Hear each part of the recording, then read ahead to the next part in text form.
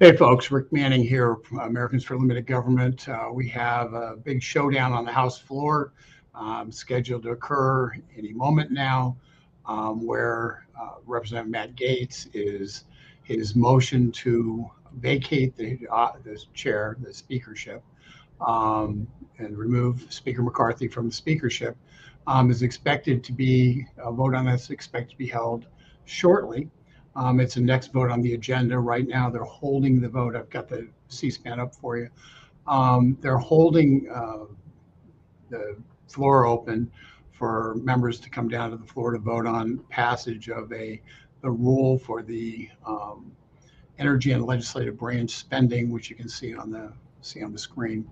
One of the spending bills that appropriations bills that need to be passed, and that Speaker McCarthy has said he's going to spend the next 45 days trying to pass individual appropriations bills and send them to the Senate and see if you can't get a significant portion of the government funded without having to do a one big all-in-one omnibus bill that funds everything and essentially just is an insider kind of just debacle, where you don't get very little done from an individual legislative perspective. You lose your oversight as a member of Congress because effectively leadership gets together with the Senate leadership and the president, figure out what's going to be spent. They just put it on the floor and they say, if you don't vote for it, you lose. If you don't vote for it, the government's get shut down. So now people vote for it and they lose all individual control. All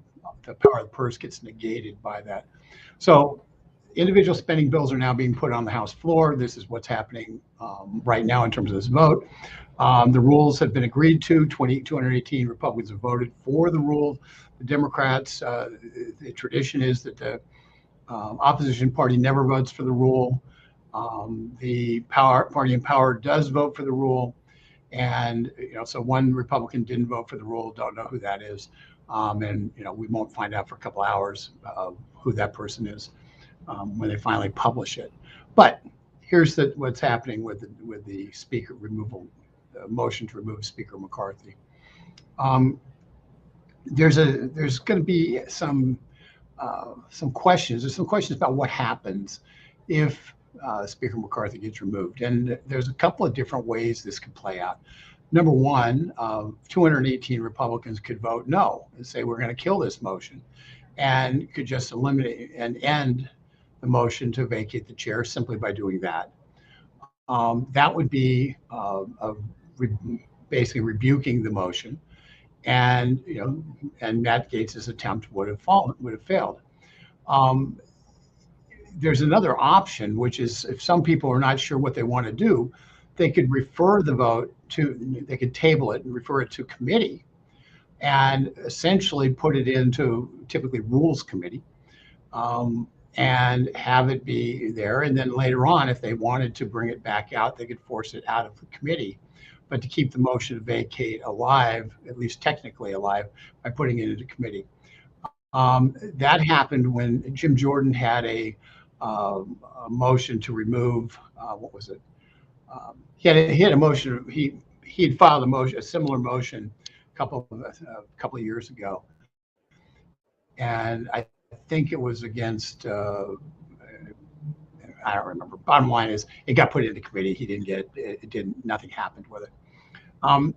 The third option is that you get a motion that McCarthy does not receive the vote of the majority of that people voting, and that is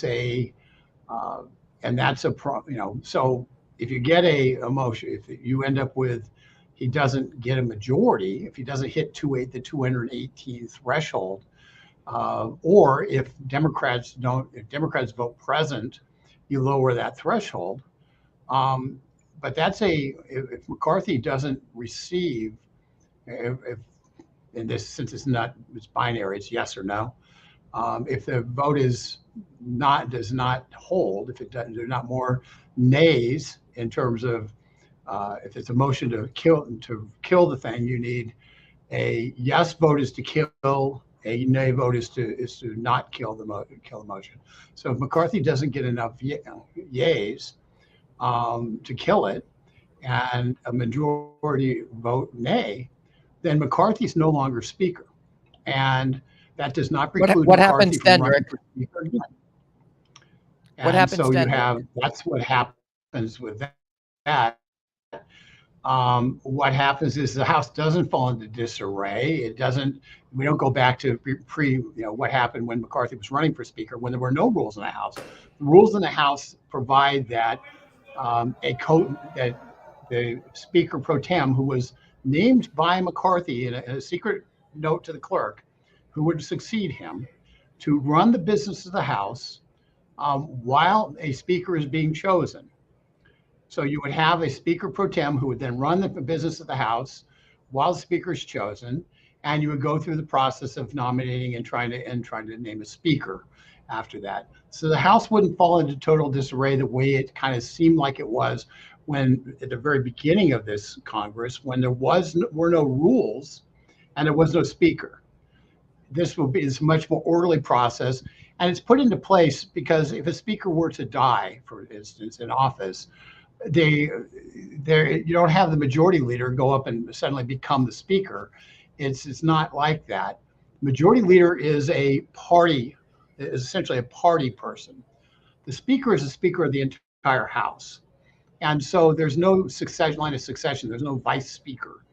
So the speaker pro tem, who the speaker provides to the House clerk, had provided the beginning of his term as speaker, is in fact then elevated, and we don't know who that person would be. And remember, you don't have to be a member of the House to perform that role necessarily. So that's one of how it actually would happen from a kind of a perspective of how it works. And then you go into a series of votes on the speakership, but there isn't necessarily any rule that says they can't go up, take up other business of the House while they're trying to figure out what's going on with the speaker, at least not to my knowledge. So this is so that's what's happening with this. It's a very, it's a pretty, it's a little complex, but I think most people can handle it. And what we are looking at is, well, the last time this occurred, it was when Mark Meadows, Representative Mark Meadows, then from North Carolina, later to be the President Trump's chief of staff, and a guy I know pretty well, good guy, offered a motion to vacate against John Boehner, and the House put the Senate to Rules Committee, where it was held, and because Boehner and the people who were against wanted him to no longer be speaker, were negotiating and trying to figure out a way to make it work. And about a few months later, Boehner decided he was going to step down as speaker, and it became and so then that's when we had the big hassle over who was going to be speaker, and we ended up with Paul Ryan out of the deal. So that was but that kind of motion to vacate has occurred. That motion to vacate wasn't actually passed by the House, by Mark Meadows, but it was in fact the impetus for removing Boehner from the speakership, as Boehner was unable to maintain control of 218 votes in the House floor to affirm his speakership, and as a result, John Boehner became a lobbyist for the marijuana industry, among others, when he left office. So that's if you want to know how John Boehner became a wealthy lobbyist for the marijuana industry, you now know. But that's that's kind of the historical process of what we're looking at. And it's in that instance, since there wasn't actually a motion to vacate passing, they didn't have to go through the pro tem process. And remember, Vacate only needs 5 Republican votes to be able to keep Boehner from achieving the 218, a majority. Now, there's other things that can happen. McCarthy could, in fact, make a deal with Democrats and have them vote present. And if Democrats vote present, it lowers the threshold of how many votes he needs. So he could win the speakership with 210 votes and 209 Democrats, with Democrats voting enough Democrats to vote present to make it so it negated the Republican votes against him. That, and obviously politically, the more any votes he needs to get from the Democrats to maintain the speakership, it gives them tremendous leverage. And they don't do this stuff for free. So if he has to make a deal with the Democrats to keep the speakership, you can bet that one of the first things on their agenda will be to take the Freedom Caucus members off of the House Rules Committee, for instance, which has been a tremendous safety valve to try to fix some problems on bills that come out of committee and allow amendments on the floor that actually are helpful and constructive in taking bills that are kind of B-flat bills and actually putting some teeth into them. So that's been a very effective tool that the Freedom Caucus has been able to use. And ironically, the Freedom Caucus has used that, and by and large, most members of the Freedom Caucus did not support Matt Gaetz in his attempt they supported coming to getting a bill that would in fact change the immigration laws, along with cutting spending as part of the big funding battle.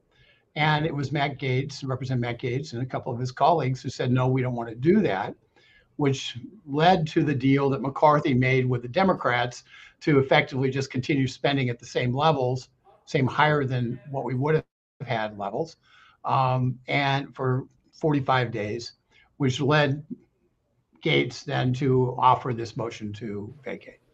On this vote, the we're yeas kind of at the bottom of the a nays hill are here. 208. And the resolution is at the bottom of the adopted. hill is Without objection, where we're the motion to reconsider is laid on the table. Does the gentleman from privileges of the House and offer the resolution I previously noticed? the clerk will report the resolution. House Resolution 757, resolved that the office of the Speaker of the House of Representatives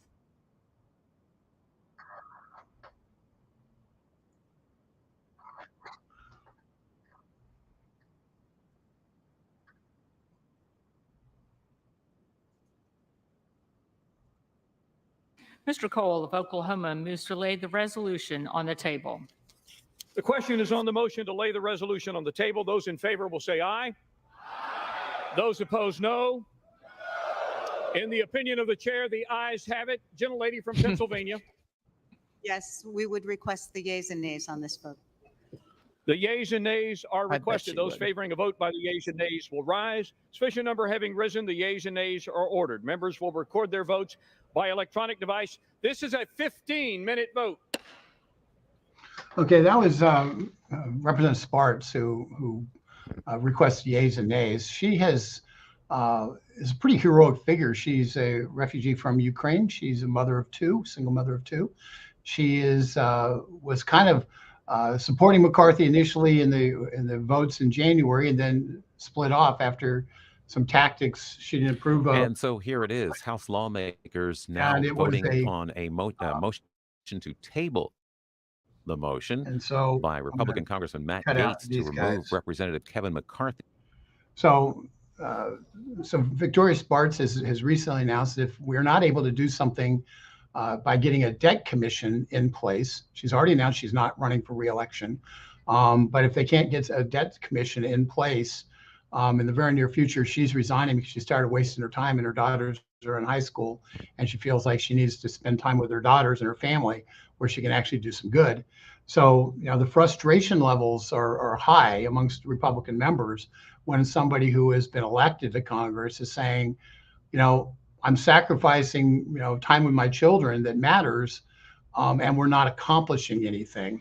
And so that's part of the kind of feeling that we have.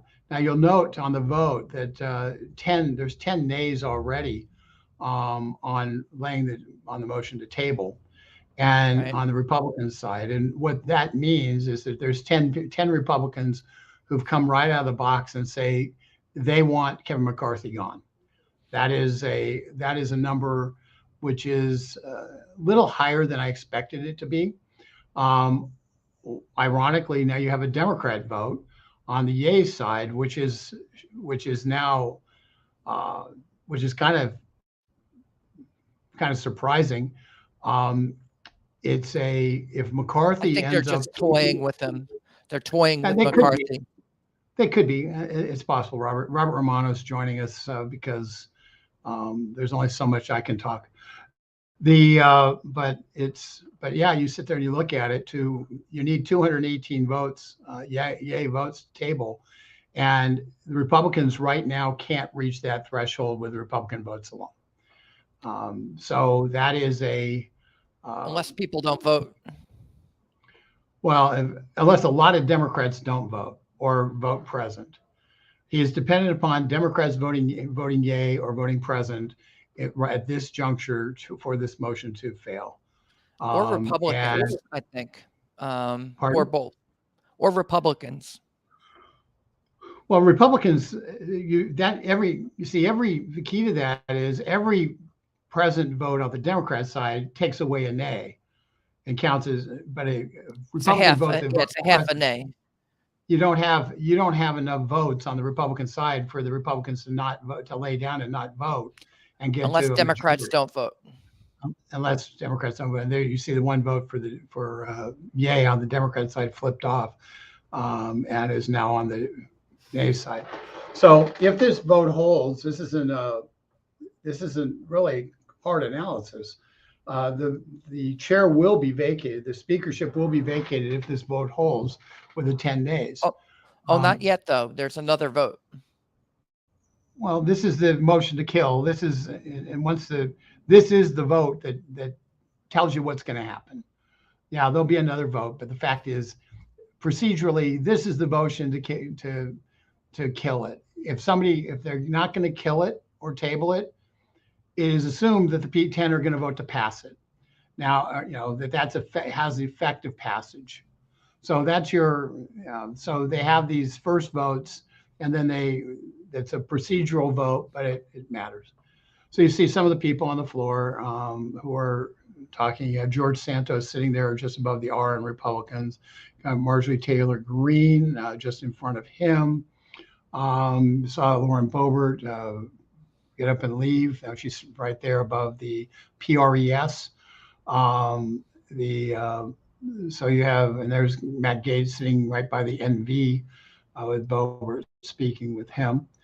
So this is so that's what you have here. And Boebert's in kind of an interesting position on this, and that because of some personal controversy that she's fallen into, there can be a pretty substantial push to remove her from office, remove her from Congress, and she may not have the same flexibility in terms of her vote. And so it'll be interesting to see how she voted, because Kevin McCarthy really holds her political future in his hands, because if he basically says we're going to censor you or we're going to boot you from Congress, the Democrats will do that in a heartbeat.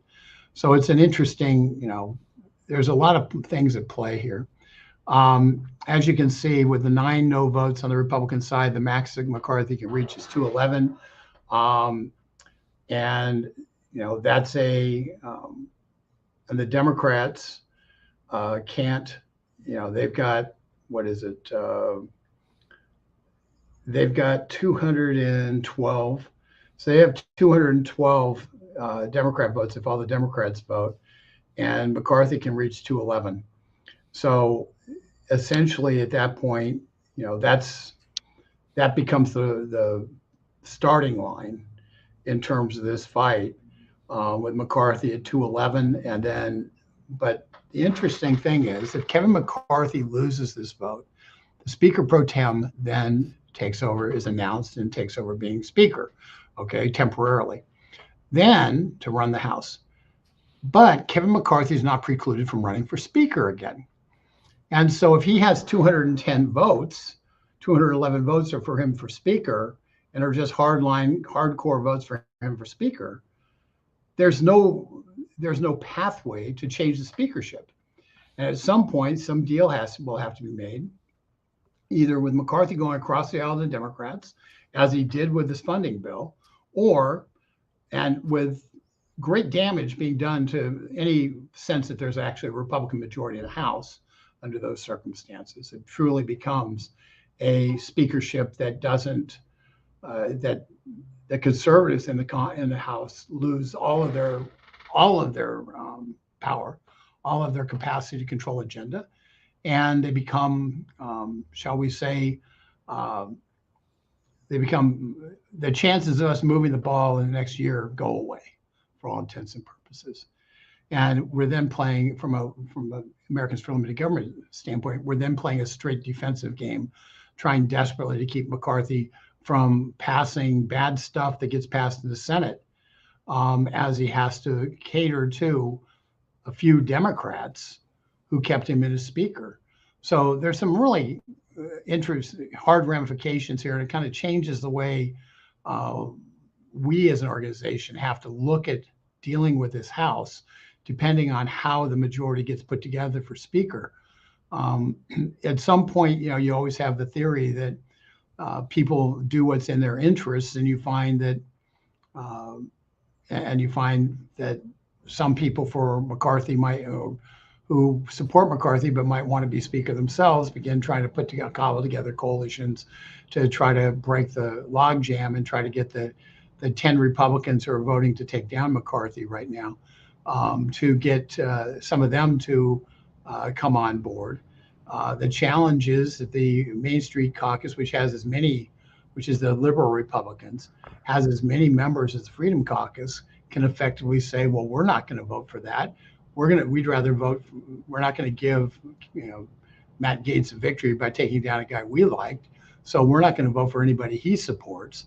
And you suddenly end up this breaking down almost into a Mean Girls kind of thing in high school, where you have different cliques who are battling against one another, and it becomes virtually impossible to govern. And so that's the outcome that is actually the most likely outcome out of this. Isn't that what just happened with the continuing resolution? Yeah, it pretty much is exactly what happened. The continuing the resolution. Chip Roy. So the challenge is what we. Well, yeah, the Chip Roy continuing resolution, I think, would have it had several additional provisions of border security. And Yes. I think it would have held the line on sequestration, but instead we got neither, so that we could do this. We got nothing. We got nothing out of it. And now we got to vote we got this vote. What, and was there ever a vote on that, Rick?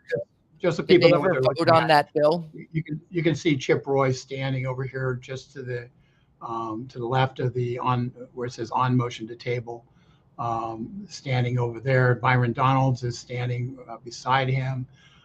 So you can see some of the members who were there talking about what's next.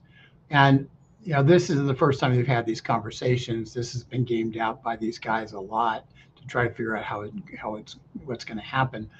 The problem that they have is nobody knows what's going to happen. I think if you look off to your upper right-hand corner live, when she turns around again, you'll see Alexandria Ocasio-Cortez standing next to the gentleman with the beard. There's a blonde lady standing behind in the row behind, but you'll see that she's right there. So there's some familiar faces there that are basically, all congregated. Rosa Dolores now talking to somebody who's just, I can't imagine why. I'm not saying nothing. I need to be quiet on Rosa Dolores. Sometimes my sense of humor takes over, and it isn't for the better.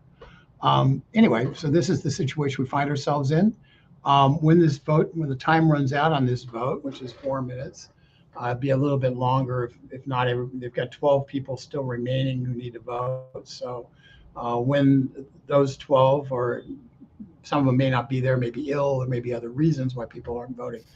But when you get done with this, you end up with a vote that has the speaker's office vacated, and it's going to become an absolute knife fight.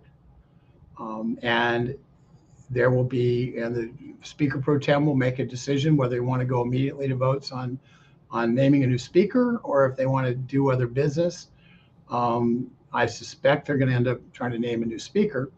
One of the things that I think people can't miss on this is the only reason why you have an official impeachment inquiry from the House is because Kevin McCarthy ordered it.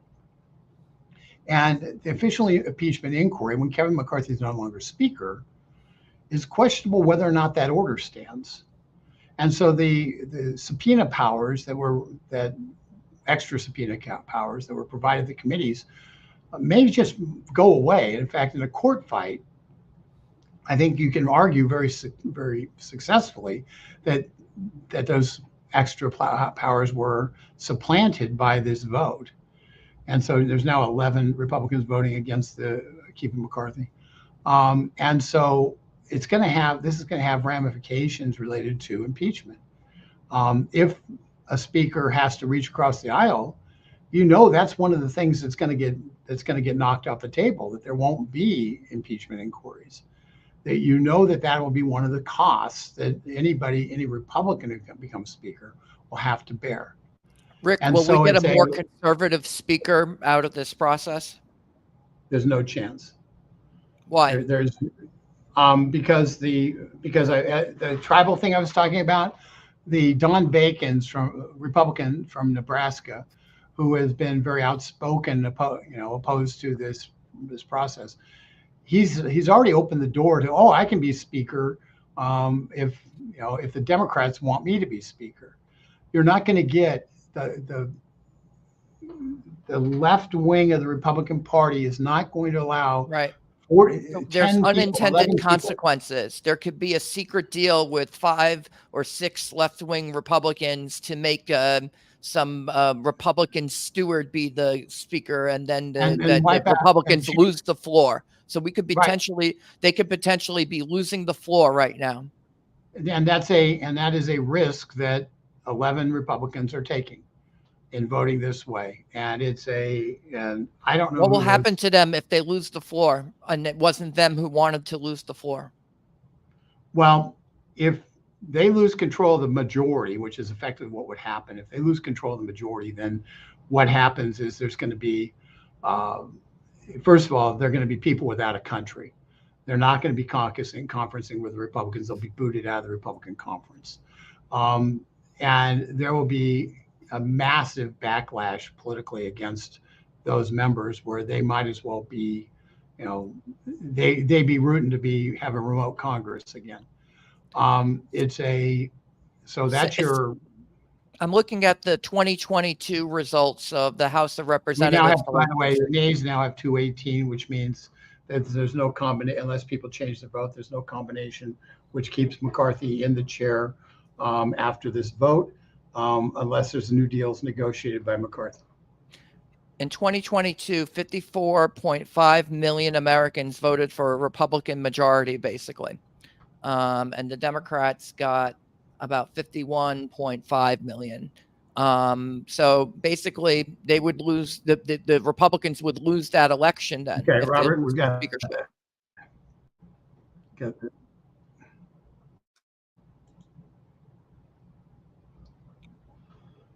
Need to get my sound up. The gentleman from Florida, Mr. Gates, and the gentleman from Oklahoma, Mr. Cole, will each control 30 minutes. The chair neat. They're going to have a debate now. The gentleman from Florida. Thank you, Mr. Speaker. I yield such time as he may consume to my colleague from Virginia, Mr. Good. Gentleman from Virginia, Mr. Good, is recognized for such time. Now you're going to recognize who's who's before the gentleman voted on speaks, this. may I remind my colleagues that all parties need to be heard. Would you please clear the well and clear the aisles? And any extraneous conversations need to be taken from the floor.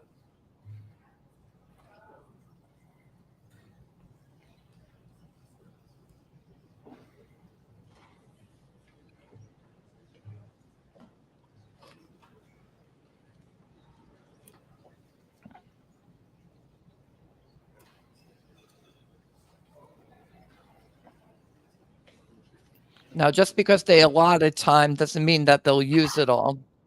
Gentleman from Virginia is recognized. Thank you, Mr. Speaker. Like so many others, I deeply regret that we are here in what was a totally avoidable situation.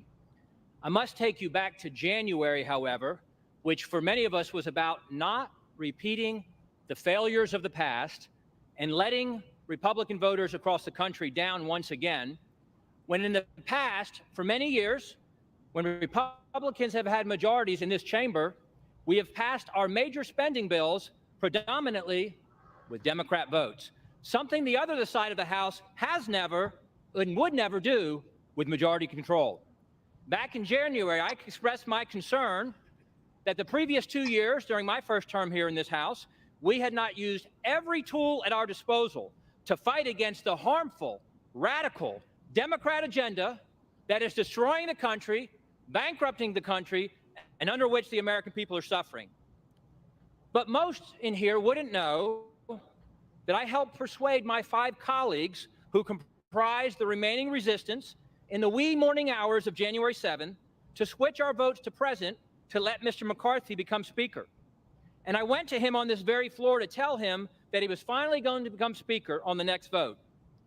In that moment, it was clear to me that I or we could have asked for anything in exchange for switching our votes to present, but I and we asked for nothing. The very next week, I requested and had a meeting with Speaker McCarthy to tell him he had my full support and that I wanted him to be successful because the country needed him to be successful.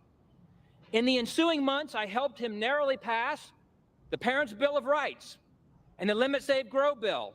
I think both of those by just 1 or 2 votes, helping persuade some of my most conservative colleagues to come along despite some of the concerns they had with those bills. And we remained united as a conference through the Limit, Save, Grow vote as we passed a bill that was cutting spending to pre-COVID levels for non-defense discretionary spending, or just over $100 billion, historic spending cuts, as the Speaker had committed to do in January, and it also included a host of other conservative fiscal reforms. Unfortunately, however, that unity and that commitment to significant year 1 cuts and spending reforms were discarded in the Failed Responsibility Act, as I call it, which passed overwhelmingly, once again, with a majority of Democrat votes, validating the concern many of us had in January.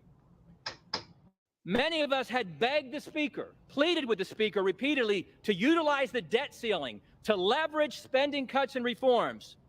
But instead, he negotiated an unlimited increase to the debt ceiling through January of 25, as much as we can come together and gleefully spend through January of 25, with no significant wins for the American people in that FRA, or Failed Responsibility Act. But the Speaker then said that we would use appropriations. We would use appropriations to bring the fight and finally reduce our spending. He said the levels of the FRA were the ceiling and not the floor, and recommitted multiple times to go back to the 1.471 trillion that was the Limit, Save, Grow levels, radically, historically, saving $100 billion and lowering the deficit this year under Republican majority from 2.2 trillion to 2.1 trillion. That's what we were asking the Republican House to do, to go to 2.1 trillion. Meanwhile, the Speaker had committed to bring a balanced budget vote to this floor, something that still has not happened, despite the work that's been done in our Budget Committee to mark it up and have it ready to come to the floor. He also promised that we would bring all 12 appropriation bills well before the September 30 fiscal deadline. We did not. We simply, as Republicans, needed the Speaker to cast the vision, request the support of the entire conference, all of whom voted for the Limit, Save, Grow levels, except for 4 who wanted to go even further, to lead us in joining him, sticking with him, supporting him, and sending the most conservative spending bills with the most conservative cuts possible to the Senate as the best starting position for negotiations with the Senate. Many of us begged and pleaded with the Speaker to do that over the past 5 months. When the Speaker failed us to pass our spending bills, bringing only 1 of 12 to the floor before the August district work period, members began to negotiate amongst themselves without the Speaker to find compromise. I was among those who reluctantly agreed last month to split the difference between failed responsibilities 1.586 and the limit save grow 1.471. I reluctantly agreed to do that, to go to 1.526 in order to pass our bills onto the Senate. We then essentially forced the Speaker, with the pressure of the calendar, the debt ceiling, or excuse me, the shutdown threat of the calendar, to bring those 4 bills to the floor last week, all of which I voted for, despite some of them not cutting the levels we'd agreed to and other concerns I had with the bills. I reluctantly voted for the 30-day conditional CR, or continuing resolution, because it cut an additional $10 billion in the month of October, going back to the pre-COVID 1.471 levels for defense, non-defense discretionary, 30%, and it had border security. I voted for that. However, when that vote failed, the Speaker this past Friday in the Republican conference meeting made it abundantly clear that he was willing to do anything to avoid the temporary discomfort and the pressure of a pause in the 15% of the non-essential federal government operations, which would guarantee that we would lose to the Senate Democrats and the White House. If you're not willing to say no, then you're guaranteed to lose. And that was confirmed with the passage of the unconditional 45-day CR this past Saturday, once again with 209 Democrat votes. The Republican bill, 209 to 1 Democrats, 51 to 0 in the Senate side. The Speaker fought through 15 votes in January to become Speaker, but was only willing to fight through 1 failed CR before surrendering to the Democrats on Saturday. We need a Speaker who will fight for something, anything, besides just staying or becoming Speaker.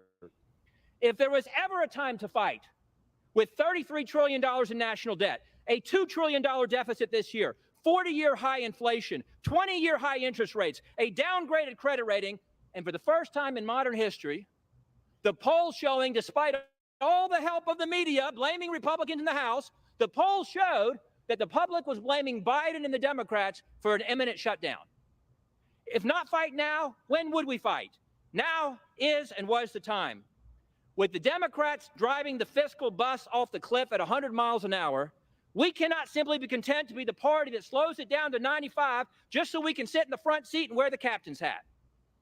Our current debt and our spending trajectory is unsustainable. We need a Speaker, ideally somebody who doesn't want to be Speaker and hasn't pursued that at all costs for his entire adult life, who will meet the moment and do everything possible to fight for the country.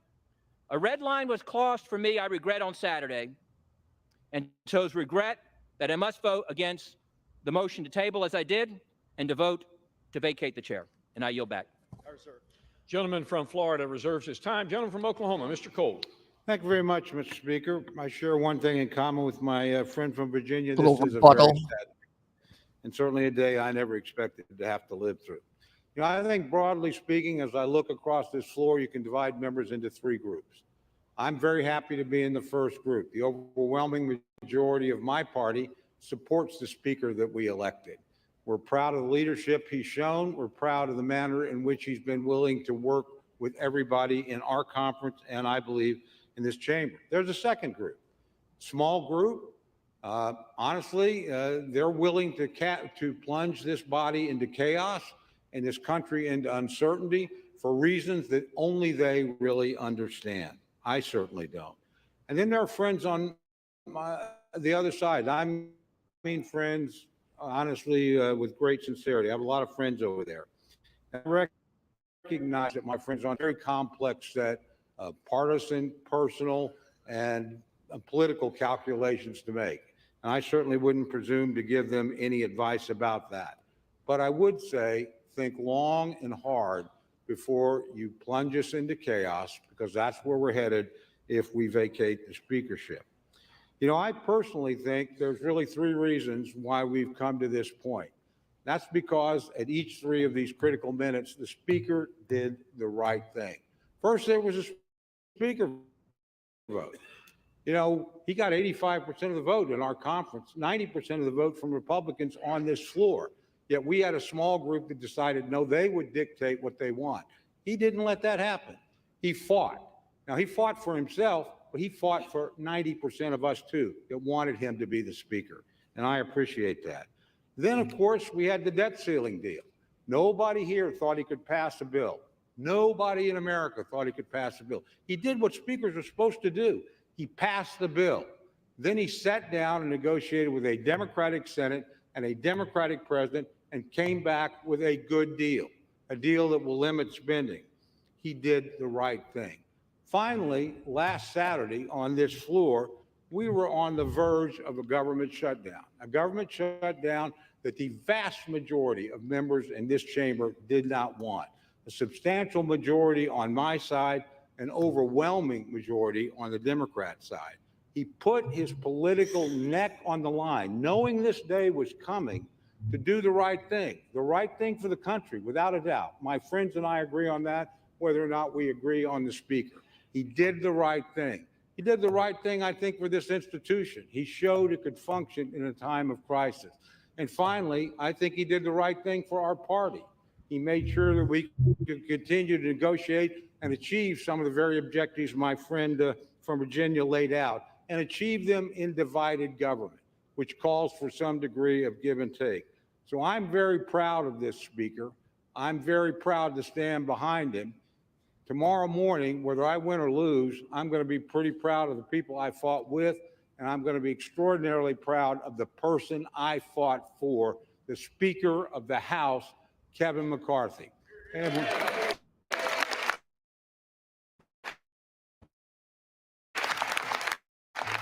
with that, I reserve the balance of my time.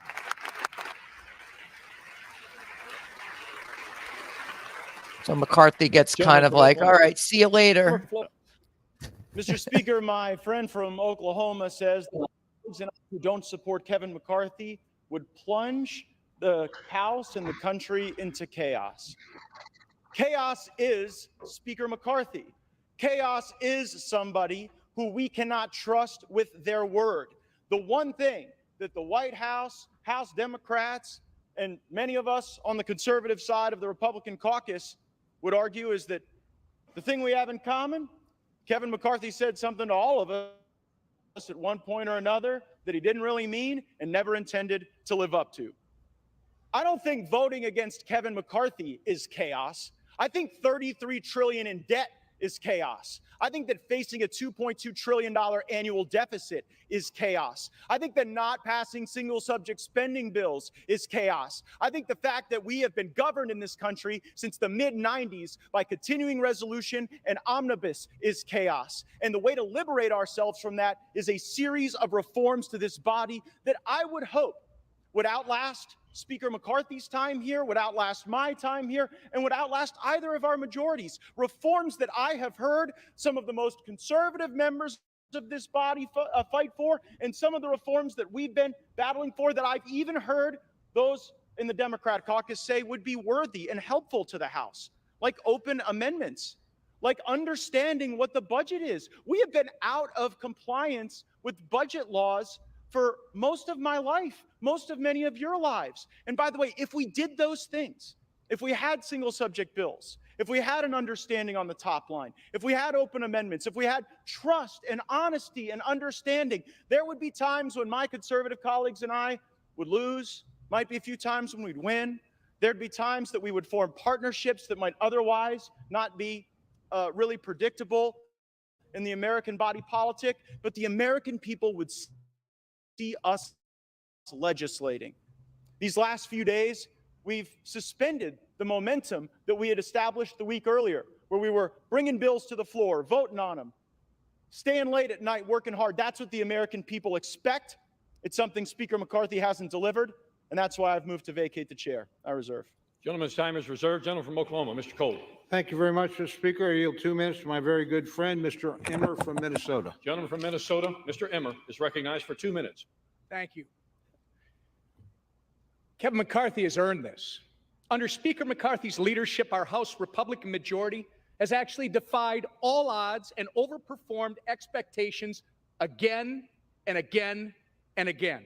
It all started with a speaker's race, when our Speaker, Kevin McCarthy, showed the American people how he would never give up. It carried over into the Speaker spearheading a rules package to create the most transparent, member-driven legislative process that I've ever seen since I've been here. And since then, Speaker McCarthy's Republican majority has been successful in bringing common sense back to our nation's capital by passing legislation to affirm a parent's right to be involved in their child's education, bolster American energy production, fully fund veterans' care and benefits, fight back against the regulatory state, and continue delivering our promise to rein in Democrats' reckless spending by passing fiscally responsible appropriations bills. We've also achieved historic conservative wins like passing the strongest border security legislation in history, passing the first Republican-only NDAA in history, and passing the first Republican-only state and foreign operations appropriations bill. So many Americans are better off because of Kevin McCarthy's leadership. American families, job creators, entrepreneurs, service members, law enforcement officers, and the list goes on and on. These are just a few of our House Republican majority successes. But make no mistake, we need Kevin McCarthy to remain Speaker if we're going to stay focused on our mission of delivering common sense wins for the American people. We've shown Americans what success looks like when we come together as a team. Now it's time for us to stand together stronger than ever so we can get back to the work our majority was elected to do. I'm proud to support the Speaker as we continue championing conservative priorities that will put our country on a better path. Thank you, Speaker McCarthy. Gentleman from I Florida. yield back. Interesting comments there. It kind of makes it sound like McCarthy will run for Speaker again. Oh, The opening line of my colleague's speech was that Speaker McCarthy always overperforms expectations. But after tweeting, "Bring it," and after engaging in profane-laced tirades at House conference, he just lost a motion to table. So I wouldn't necessarily consider that overperforming expectations. And time and again, I've heard my colleagues say that, well, he deserves it because he went through a tough speaker contest. Let me let everyone know he prevailed in that speaker contest because he made an agreement to fulfill certain commitments to make this an open and honest process, and he has failed to meet those commitments, and that's why we are here. I reserve. Gentleman reserves his time. Gentleman from Oklahoma, Mr. Cole. Thank you very much, Mr. Speaker. I yield 3 minutes to my very good friend, Mr. Jordan of Ohio. Gentleman from Ohio is recognized for 3 minutes. I thank the gentleman for yielding. On January 3rd, we said the 118th Congress is about 3 things. Pass the bills that need passed, do the oversight work that needs to be done, and stop the inevitable omnibus that comes from the United States Senate right before the holidays. Kevin McCarthy has been rock solid on all 3. We have passed the bills we told the American people we would pass. 87,000 IRS agents, that bill passed. Parents' Bill of Rights, that bill passed. Energy legislation passed. Border security, immigration enforcement legislation, the strongest bill ever to pass the Congress, passed earlier this year. We have done what we told them we were going to do. We can't help it the Senate won't take up those good common sense bills. They'll have to answer to the American people come Election Day. Oversight. We have done the oversight that we're supposed to do. Because of our oversight, we know that parents were targeted by the Department of Justice. Because of our oversight, we know that 51 former intel officials misled the country weeks before the most important election we have. And because of our oversight, the Disinformation Governance Board at the Department of Homeland Security is gone. Because of our oversight, the memo attacking pro-life Catholics has been rescinded. Because of our oversight, unannounced visits to Americans' home by the Internal Revenue Service has stopped. That happened under Speaker McCarthy. And on the third one, on this side of it, we know there's a big old ugly bill coming at the end of the year, all kinds of spending, all kinds of garbage in it. We're still in that fight. Frankly, to Matt's point, we don't know how that one's going to shake out. But we do know this. We do know this. On Saturday, we didn't take the Senate's bill. They tried to send over and shove it down our throats on Saturday. We didn't take that bill. And it was a tough position he was in. There were 5 options on the table last week. Option 1 was to send a long-term CR over there that would have leveraged the 1% cut, something a bunch of us voted for. Both parties couldn't get the votes for that one. Second option was to focus on the one issue the country now is completely focused on, the border issue. We couldn't get the votes for that one either. But when the Senate tried to send us that bill, he said no to it. I think the speaker has kept his word. I know my colleagues and friends are saying different. I think he has kept his word on those three things that we talked about on January 3rd, and frankly, that entire week. He has kept his word. I think we should keep him as speaker. I yield back.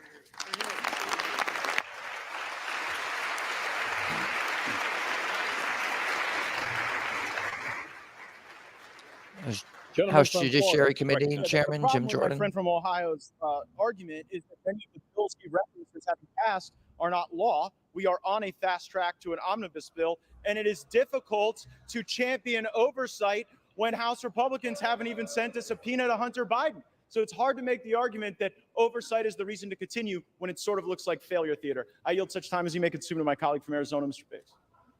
Gentleman from Arizona is recognized. How much time? What he consumes. So much as he may consume. Thank you, Mr. Speaker. This is a serious time. And my mind immediately goes to the young deputy from Cochise County who 2 nights ago, while trying to apprehend a runaway vehicle smuggling humans across the border, suffered major injuries, transported to Pima County, where he's in a Tucson hospital fighting for his life. I'm talking about a border that remains wide open, where drugs come through the Tucson sector, the most gotaways known and unknown of any sector along the border. Terrorists coming in, people conducting criminal conduct coming in, criminal gang members, human smugglers, sex traffickers. They're coming across our border to the tune of hundreds of thousands every month.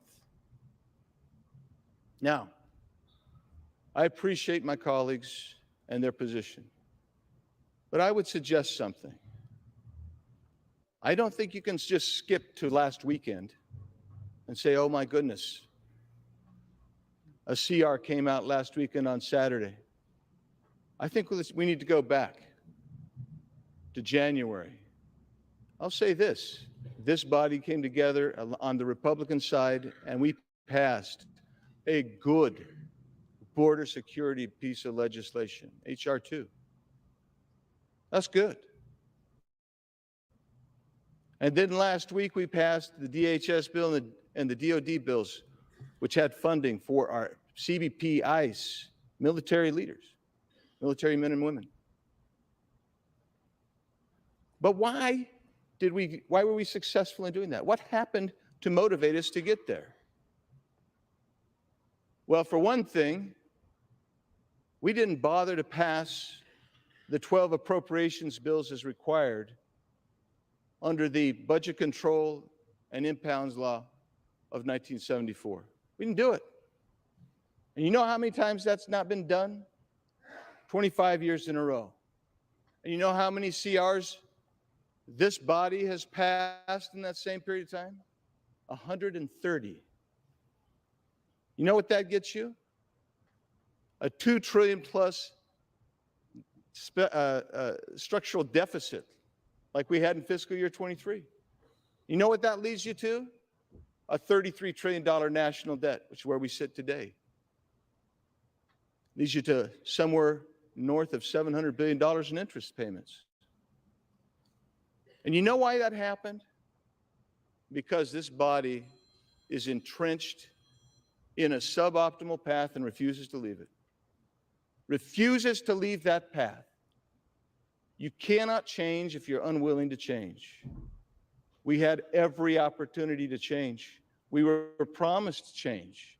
We were promised we were going to go ahead and we were going to get those 12 bills done. And if we got those 12 bills done, do you know why you do 12 bills? Because it allows you to reduce spending, get rid of wasteful, duplicative programs. It allows you to set an agenda to restore fiscal sanity. We chose to not do it again. We were promised we'd do it. That's why at the end, some people said, we'll vote present. We'll go ahead. We're going to put our trust. and Mr. McCarthy to become the Speaker. That didn't happen. I suspected that would be the case. That was my struggle. That was my struggle last November and December. I iterated it to this body, our conference anyway.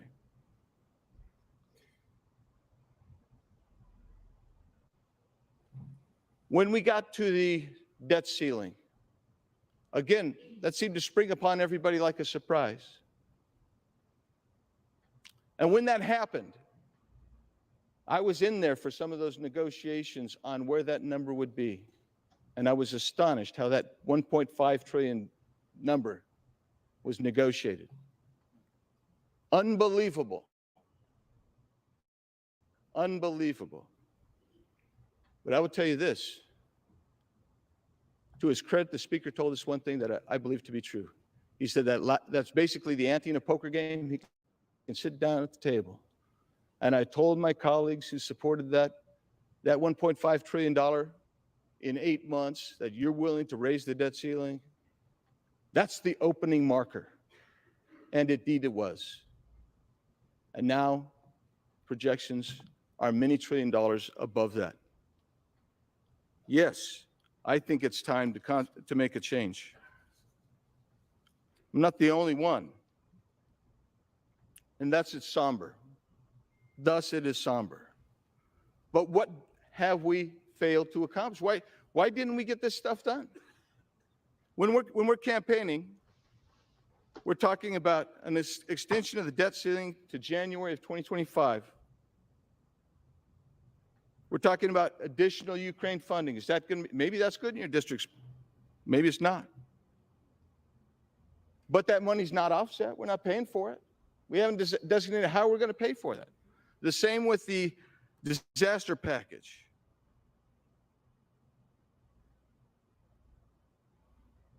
The IRS remains 80% increased. And I would tell you, I could go down the list, but I will just tell you why this happens. When you don't do your 12 budget bills, and you rely ultimately on a CR, and I'll get to the calendar in a second, what happens is you cannot leverage this administration to actually enforce the border laws that you need to have enforced. This is a lawless Biden regime. They will not enforce border laws. And we can pass them till we're blue in the face. But until you leverage the budget and the spending, you will not see enforcement by this administration. So now take a look at the calendar that we were just provided last week. We're supposed to finish by November 3rd our 12 bills. By November 17th, that's when we're supposed to see that the conference committees have come together, both sides, and we've resolved this. I don't believe that that's going to happen. It wasn't going to happen before. You were betting on the come again. At some point, I'd urge you to stop betting on the come and bet on the reality. That's why I can't support the Speaker any longer. I'll be voting for the motion to vacate. Yield back. Reserve. Gentleman yields back his time. Gentleman from Florida. Reserves. Reserves. Members are advised to direct your comments to the chair, please. Gentleman from Oklahoma. Thank you, Mr. Speaker. Mr. Speaker, I yield 2 minutes to my very good friend from Arkansas, Mr. Westerman. Gentleman from Arkansas, Mr. Westerman, is recognized for 2 minutes. Selah, S-E-L-A-H, Selah. This unique word scattered throughout the Psalms signals to the reader to pause, reflect, consider, and maybe take a deep breath before moving on. Psalmists use Selah to emphasize the significance of a statement. For example, King David wrote, "Blessed be the Lord who daily bears our burden, the God who is our salvation." Selah. That is a profound statement with huge implications. It deserves more than a cursory consideration. Within the next hour, this House will vote yea or nay to vacate the Speaker's chair, a profound action with huge implications. This was last tried in 1910. Joseph Cannon won the vote. 113 years later, my office is in the Cannon Office Building, and Uncle Joe Cannon's statue sits just outside this chamber. No living human has taken the vote we're about to take. It deserves that we pause, we reflect, that we consider deeply the ramification of our actions. To my fellow Republicans who would consider voting yes to removing our Republican Speaker, please pause and ask yourself two questions. Will your yes vote make America stronger? Will your yes vote strengthen conservative policies? If you believe yes is the right vote, please stand before this body and the American people and articulate your plan. Not your grievances or your wishes, your plan. Convince the mass majority of the Republican conference that strongly disagrees with you to follow you. If you cannot do that, which you have failed to do so far, then voting yes is at the least a disruptive overreaction. In reality, it's selfish, bad for conservative policies, and bad for America. That's why I strongly support Speaker Kevin McCarthy, and why, without hesitation or reservation, I will vote no on this disastrous resolution. I yield back.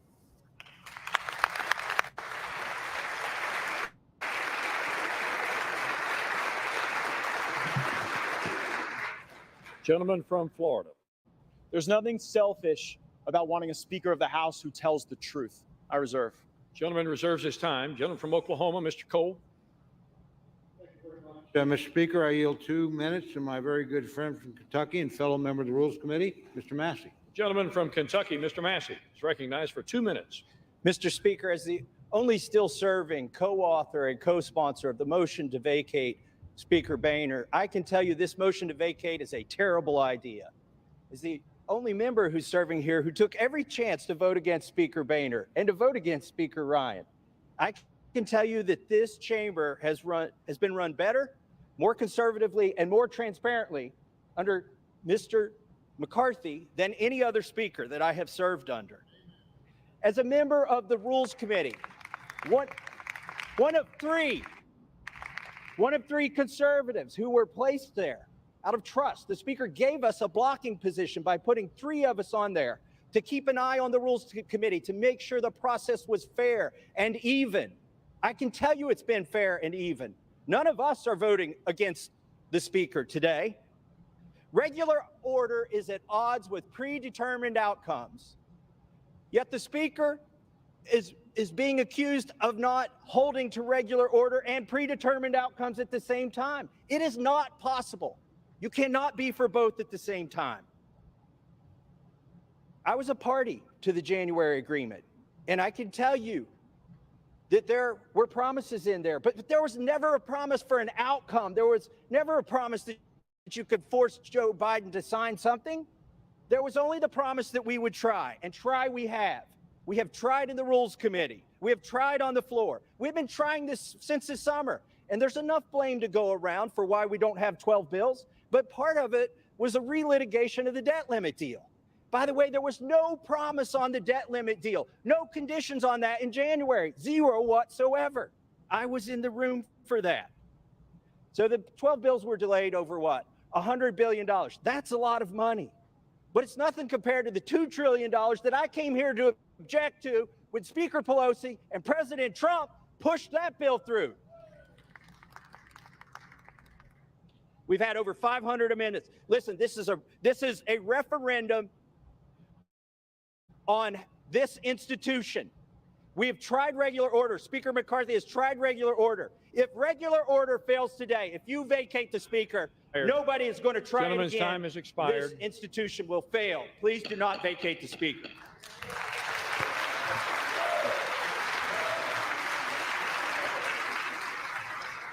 That was Thomas Massey from Kentucky. Gentleman from Florida. One of the more libertarian Gentleman members. from Florida reserves his time. Gentleman from Oklahoma, Mr. Cole. Thank you very much, Mr. Speaker. I yield 2 minutes to my very good friend from California, Mr. McClintock. Gentleman from California, Mr. McClintock, is recognized for 2 minutes. Mr. Speaker, if there was ever a time for sobriety, wisdom, and caution in this House, it is right now. If this motion carries, the House will be paralyzed. We can expect week after week of fruitless ballots while no other business can be conducted. The Democrats will revel in Republican dysfunction, and the public will rightly be repulsed. It'll end when the Democrats are able to enlist a rump caucus of Republicans to join a coalition to end the impasse. This House will shift dramatically to the left and will effectively end Republican House majority that the voters elected in 2022. And this, in turn, will neutralize the only counterweight in our elected government to the woke left's control of the Senate and the White House at a time when their policies are destroying our economy and have opened our borders to invasion. There are turning points in history whose significance is only realized by the events that they unleash. This is one of those times. We are at the precipice. There are only minutes left to come to our senses and realize the grave danger our country is in at this moment. Dear God, grant us the wisdom to see it and to save our country from it.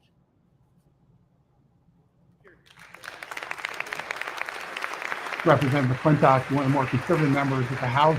Gentleman from Florida. California. Mr. Speaker, there is nothing sober, wise, or cautious about the path we are on. We are on a path to financial ruin if this House does not take a different posture, a different procedure, and yield toward different outcomes and a better future. I reserve. Gentleman reserves his time. Gentleman from Oklahoma, Mr. Cole. Thank you very much, Mr. Speaker. I yield 1.5 minutes to my very good friend from Florida, Mr. Jimenez. 1.5 minutes. Gentleman from Florida is recognized for 1.5 minutes. I stand before my colleagues in the nation as a proud representative of the great state of Florida. I truly am beyond blessed to represent the paradise that is Miami-Dade County and the Florida Keys, and I am beyond proud to represent my community before this Congress, to stand with a leader who has consistently demonstrated an unwavering commitment to our country and to the principles that define us as Americans, Kevin McCarthy. Today is historic for a lot of reasons. For one thing, this is the first time in over 100 years that this has been attempted.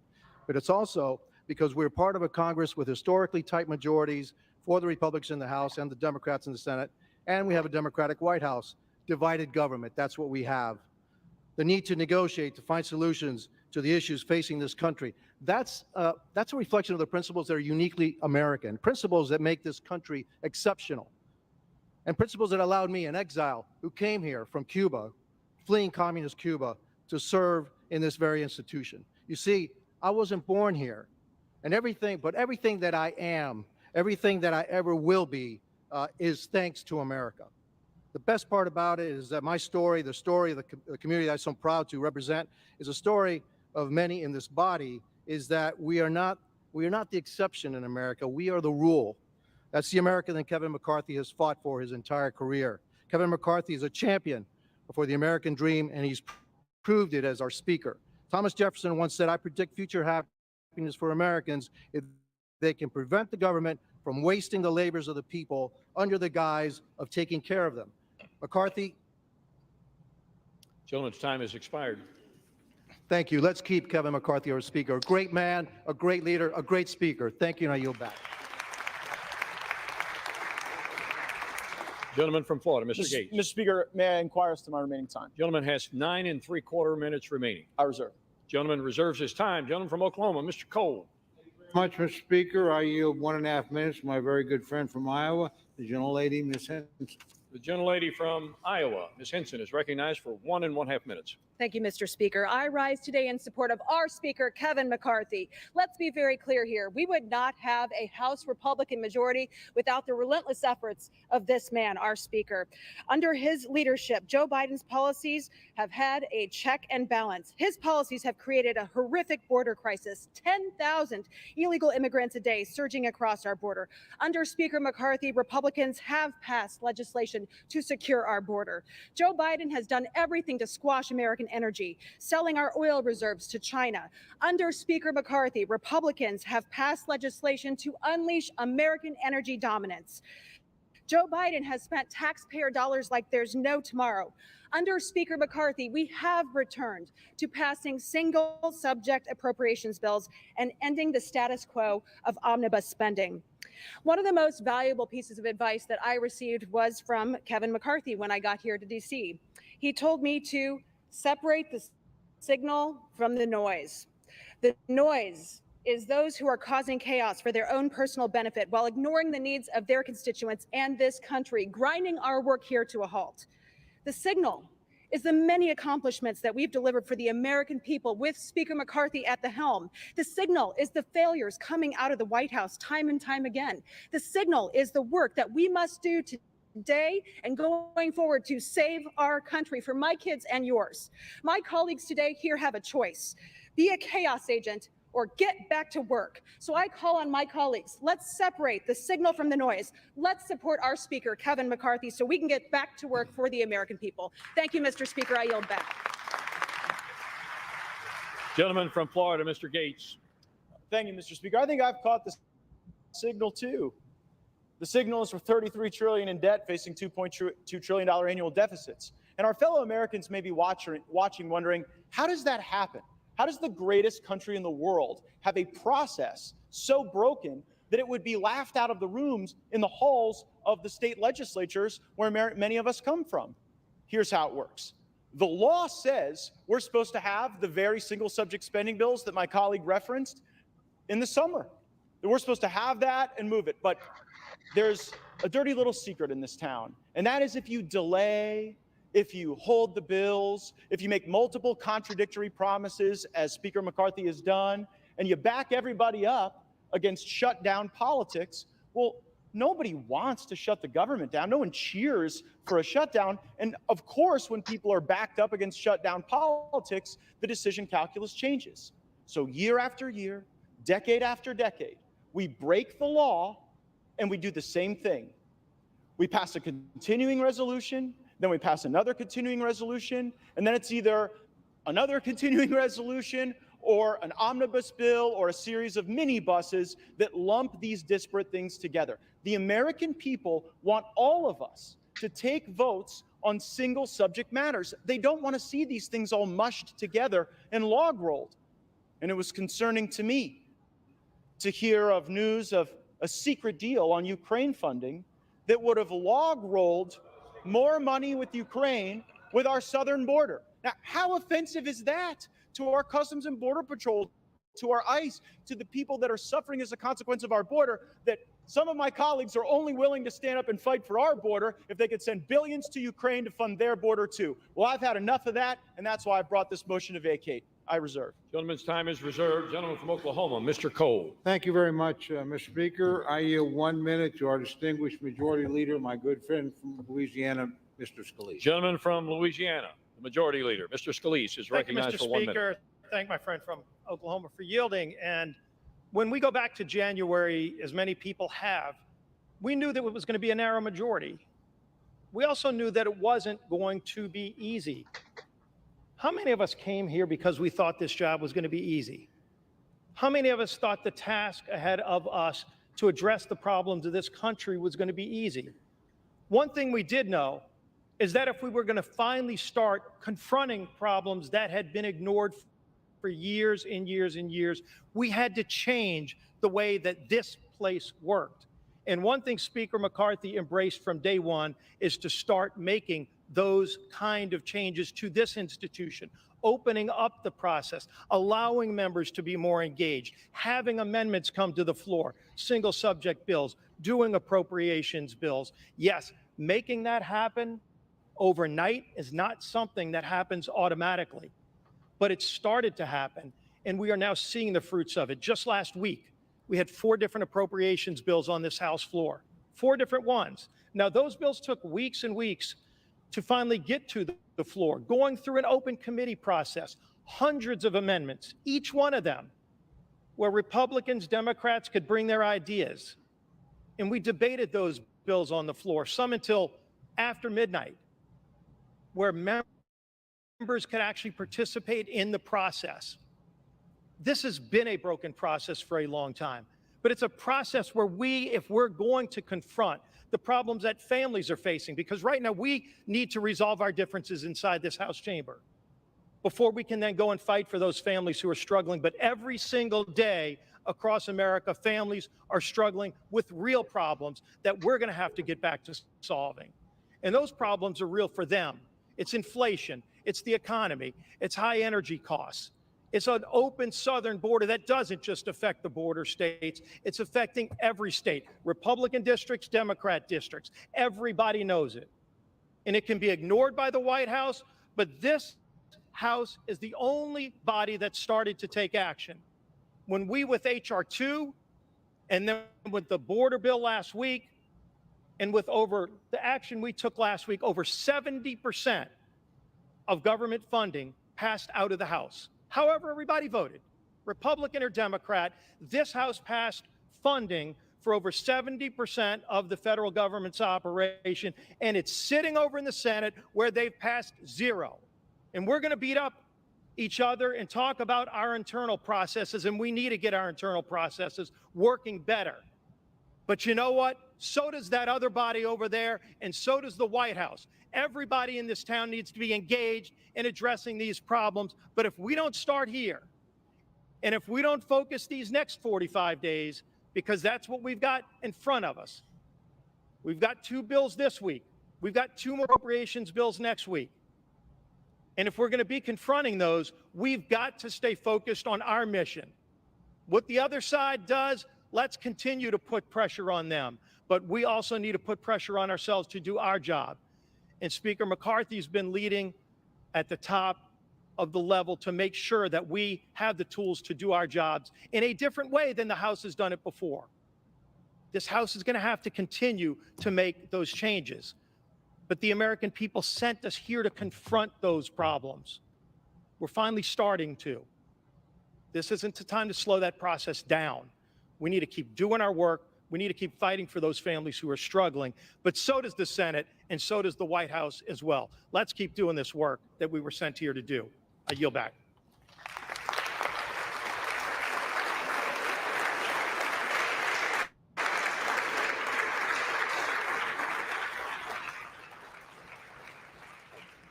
Gentleman from Florida is recognized with 7 3/4 minutes remaining. Mr. Cole commands 12 1/2 minutes left in this debate. Gentleman from Florida.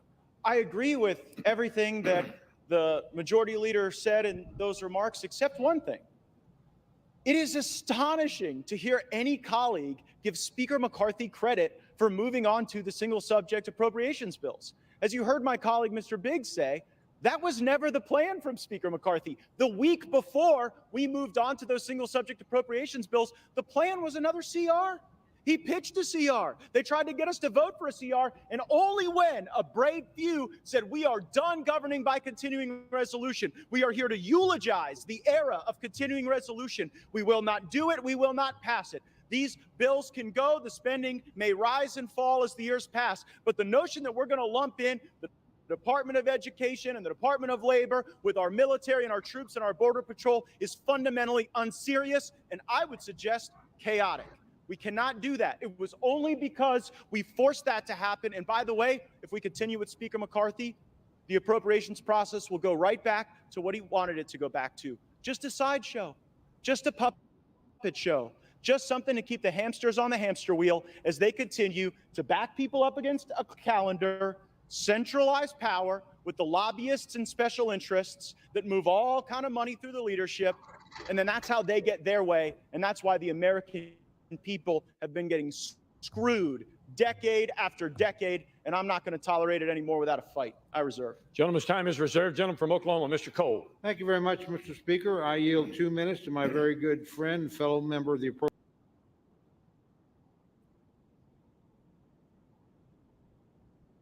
recalibrate our minds on what is actually happening here today. This proceeding looks important, it feels consequential, but let's look at what else is happening across America. Today, about 300 Americans will die from fentanyl poisoning. Today, about 11,000 people will illegally penetrate our borders. Today's debt is approaching $34 trillion. Today's mortgage rates just hit a 25-year high, now approaching 8%. Our energy prices are again at back-breaking highs with gas approaching $8 a gallon in my district. Today, China and the CCP grow stronger with an intent to go to war by 2027, and our military is experiencing record low retention and record low recruitment. This is the reality of today for 335 million Americans under President Joe Biden. It's a dark and scary reality. This Republican majority here today in the House is the only firewall against the damaging far-left policies of the Biden administration. The single subject appropriation bills that we were supposed to be voting on this week will literally fight to reverse the darkness of these realities and fight inflation, cut spending, secure our border while enhancing our nation's security and investing in our soldiers at a meaningful level. But today, this body filled with people in fancy suits, led by a few Republicans who are running with scissors and supported by Democrats who have personal issues with the Speaker, have uncertain intentions and even more uncertain goals, and they've decided to make today about drama, not about solving problems and helping our constituents, but about drama. We need to be the no drama option for America, this party, this majority, and I fear that this self-inflicted drama of today jeopardizes our majority and by definition removes the last layer of defense protecting America from this Biden administration. Let's dispense with the drama, do our jobs, and move on with defending this beautiful country. I yield back.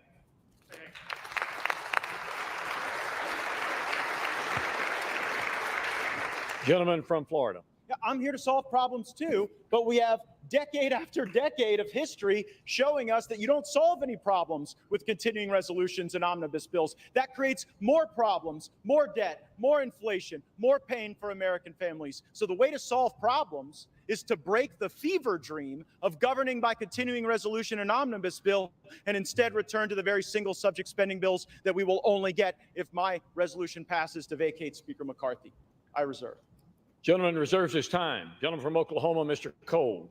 Thank you very much, Mr. Speaker. I yield 2 minutes to my very good friend from North Carolina, Mr. McHenry. Gentleman from North Carolina, Mr. McHenry, is recognized for 2 minutes. Thank you, Mr. Speaker. Every step of the way, Speaker McCarthy has been doubted. After the first Speaker vote, he was mocked, right? And after 15, they called him Speaker. And even then, it was the media and the left that mocked him. With the narrowest Republican majority in a generation, what did we achieve? We brought the president to the table when he stubbornly said for 100 days they would not negotiate on the debt ceiling. I took him at his word. The Speaker said, no, we'll get him to the table. And sure enough, we did. The result? The most conservative spending package we've seen in generations, the largest spending cuts year over year that any Congress has passed. Conservative outcomes. So I understand your position on the left. I understand that. But my friends on the right, why? And then this past weekend, so I understand the frustration on the left at what happened on the continuing resolution. But why would we have conservatives object to that? Why will we have House members object to that? We rolled the Senate. We never roll the Senate as a House. Moreover, we never roll the Senate to get less spending, and we got it this weekend. So I understand why the left is mad.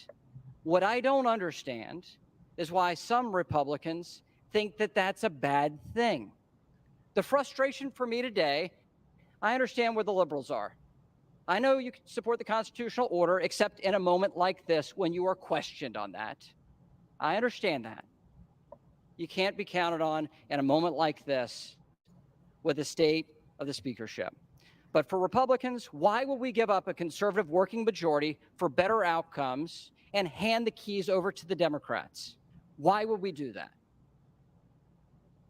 And furthermore, with this record of success that we've seen Kevin McCarthy and a Republican majority produce in a Washington run by Democrats, we're going to throw that away, resulting in more liberal outcomes, not more conservative ones. So I understand why the left is where you are today. You don't like an effective conservative majority, and I don't blame you. But on the right, gentleman's time has expired. Gentleman from Florida. It is lovely to hear from the principal architect of Mr. McCarthy's debt limit deal, but here's the reality.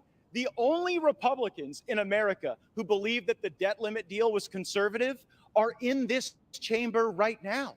Because all over America, Republicans think that when you negotiated that debt limit deal, they took your lunch money. I reserve. Gentleman reserves his time. Gentleman from Oklahoma, Mr. Cole. Thank you very much, Mr. Speaker. I yield 1.5 minutes to my very good friend from my home state, gentlelady Ms. Bice. Gentlelady from Oklahoma, Ms. Bice, is recognized for 1.5 minutes. Thank you, Mr. Speaker. I rise today in support of Speaker Kevin McCarthy. Under his leadership and a very small 5-seat majority, House Republicans have achieved, contrary to popular belief, numerous victories. We passed the Parents' Bill of Rights, the Lower Energy Costs Act to lower the cost of gasoline and restore American energy independence, the Fiscal Responsibility Act, which was one of the largest enacted cuts with enforceable spending caps in American history, and H.R. 2, the most conservative southern border security bill in history. All of this while fully funding our military and our nation's veterans. Let me be abundantly clear. Attempting to remove Speaker McCarthy will put this House in a stalemate and paralyze our ability to fight for our constituents and instead create a fight amongst one another. We have 43 days to restore fiscal responsibility and advance conservative appropriations priorities, which is exactly what my colleagues have asked for. Instead, we are threatening any House proceedings. This is an unnecessary distraction. Working together under the leadership of Speaker McCarthy is of the utmost importance. I stand and strongly support Kevin McCarthy for Speaker of the House, and I encourage my Republican colleagues to do the same. Thank you, and I yield. Mr. Cole continues to reserve his time. He has 7 minutes remaining. Mr. Gates controls 5 1/2 in this 1-hour debate. The gentleman from Florida is recognized. I'll reserve. Gentleman reserves. Gentleman from Oklahoma, Mr. Cole. Thank you very much, Mr. Speaker. I yield 2 minutes to my very good friend and our distinguished conference leader, Ms. Stefanik of New York. The gentlelady from New York, Ms. Stefanik, is recognized for 2 minutes. Anyone and everyone who knows Kevin McCarthy, whether they are friend or foe, knows that Kevin McCarthy is a happy warrior. He is tireless. He has that uniquely American grit. Under Kevin's speakership that lasted 15 rounds of him never giving up, this Republican majority has exceeded all expectations. We reopened the People's House. We passed the strongest border security bill in our nation's history. We passed an energy plan to unleash American energy dominance. We passed defense bills to support our troops. Under Kevin's leadership, he's brought hundreds and hundreds of bipartisan members of Congress to Israel, our greatest ally. He elected the most diverse class of Republicans ever, with the largest number of Republican women ever in American history. This boy from Bakersfield, he cares deeply about his constituents, his country, and the American people. And that includes each and every one of his colleagues. He's been to our districts, Gentlelady will at our suspend. weddings, celebrated the birth of our children, and has cheered us when we haven't believed in ourselves, which is why the Republicans strongly support Speaker McCarthy and are proud he is our speaker. And I yield back. Gentlelady, it was not the intent to cut the gentlelady off, except that we have too much chatter going on in the House chamber. Every member deserves to be heard. So if you have private conversations you need to have, please take them from the floor.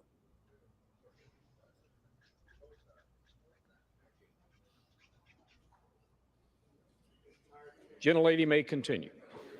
As I have said, the speaker has been to our districts. He has toasted at our weddings. He has celebrated the birth of our children, mourned the loss of our loved ones.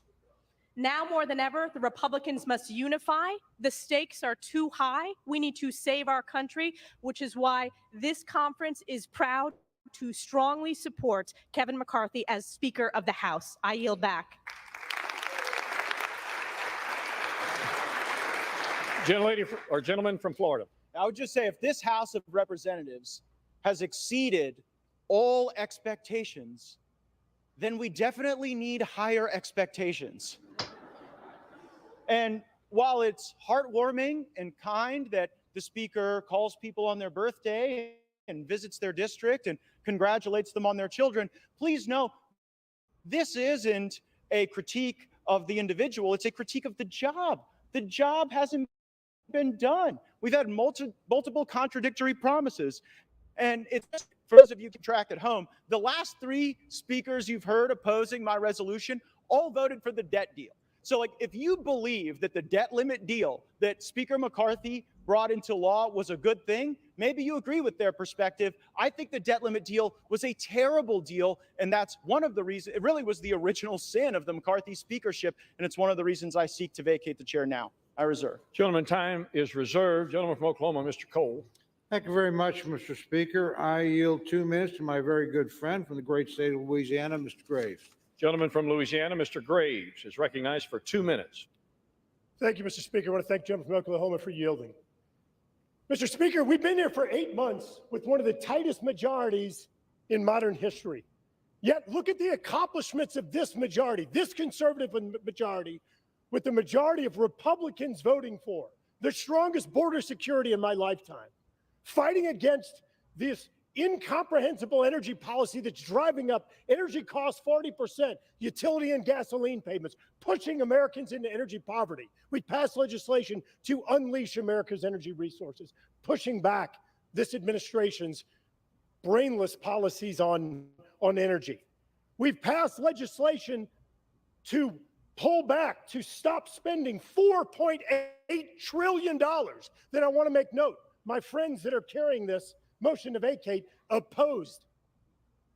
We've passed legislation to streamline regulations, permitting, environmental laws for the first time in 40 years. Again, my friends here opposed. We strengthened work requirements for welfare to get people back into the workforce. Again, my friends over here opposed.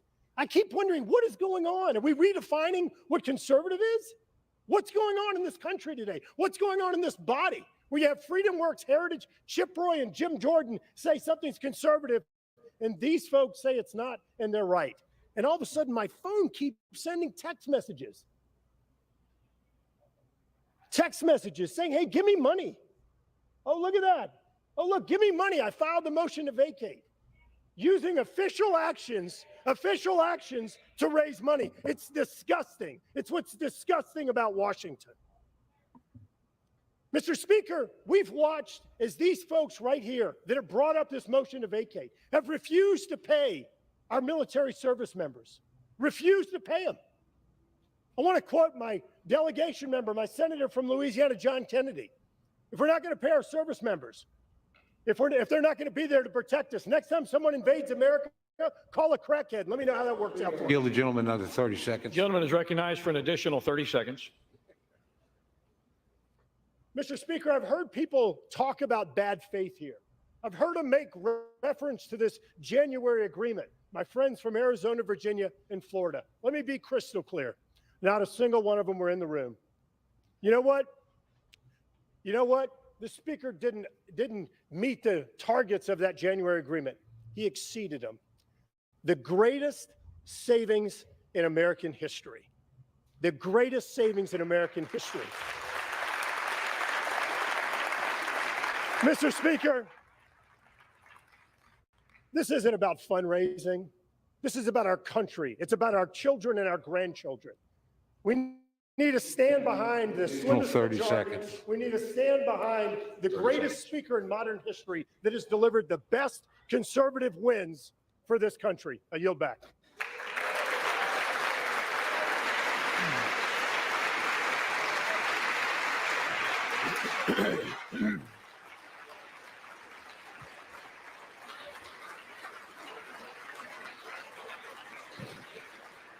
The gentleman from Florida. My colleague says we passed the strongest border bills in history. Well, guess what? Look at the border right now. We didn't use sufficient leverage in the debt limit or in any other thing to actually get results on the border. The border is a disaster, really something I don't think you're going to be campaigning on, that you fix the border. Second, you said you streamlined regulations. What the gentleman from Louisiana doesn't tell you is that all of the regulatory reform he was just bragging about is waivable by the stroke of a pen of someone in the Biden White House. Do you really think you've got anything for that? It's a total joke. And then finally, the welfare to work that the gentleman from Louisiana said we got. The welfare programs that they said that they streamlined with their welfare to work stuff, they're actually going to grow. Because while they did work requirements, they blew out those programs with expanded eligibility. I'm real glad you guys didn't put work requirements on Medicaid. It probably would have resulted in Medicaid expansion.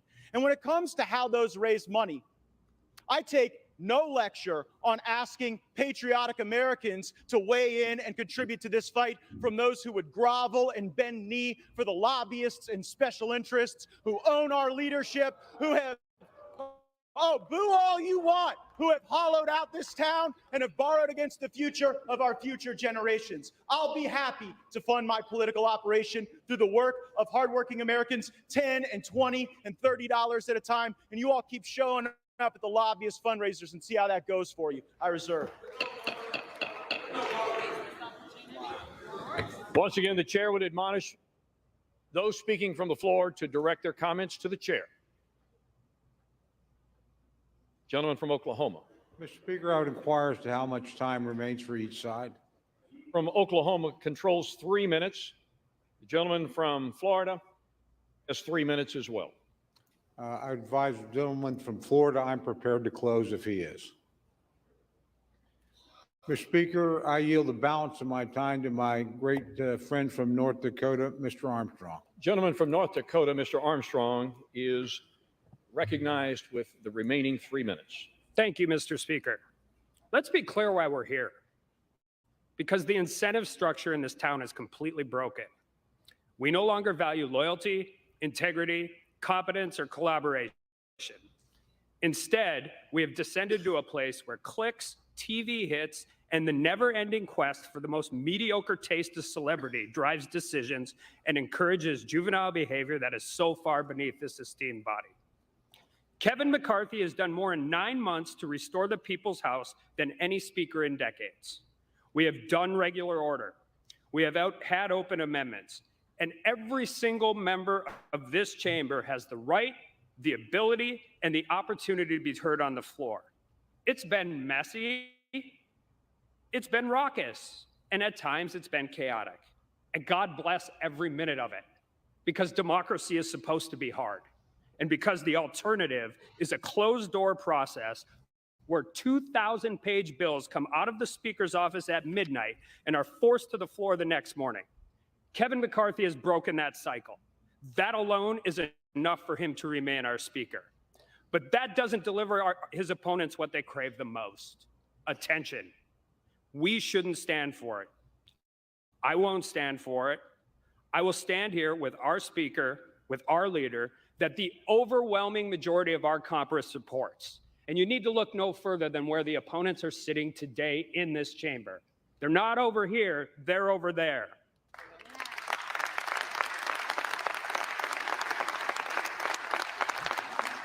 So we're going to face these challenges together, and I say bring whatever comes next, because we believe in the job you have done, Mr. Speaker. We believe in your vision, and most importantly, we are proud to call Kevin McCarthy our friend and our Speaker of the House. And with that, I yield back.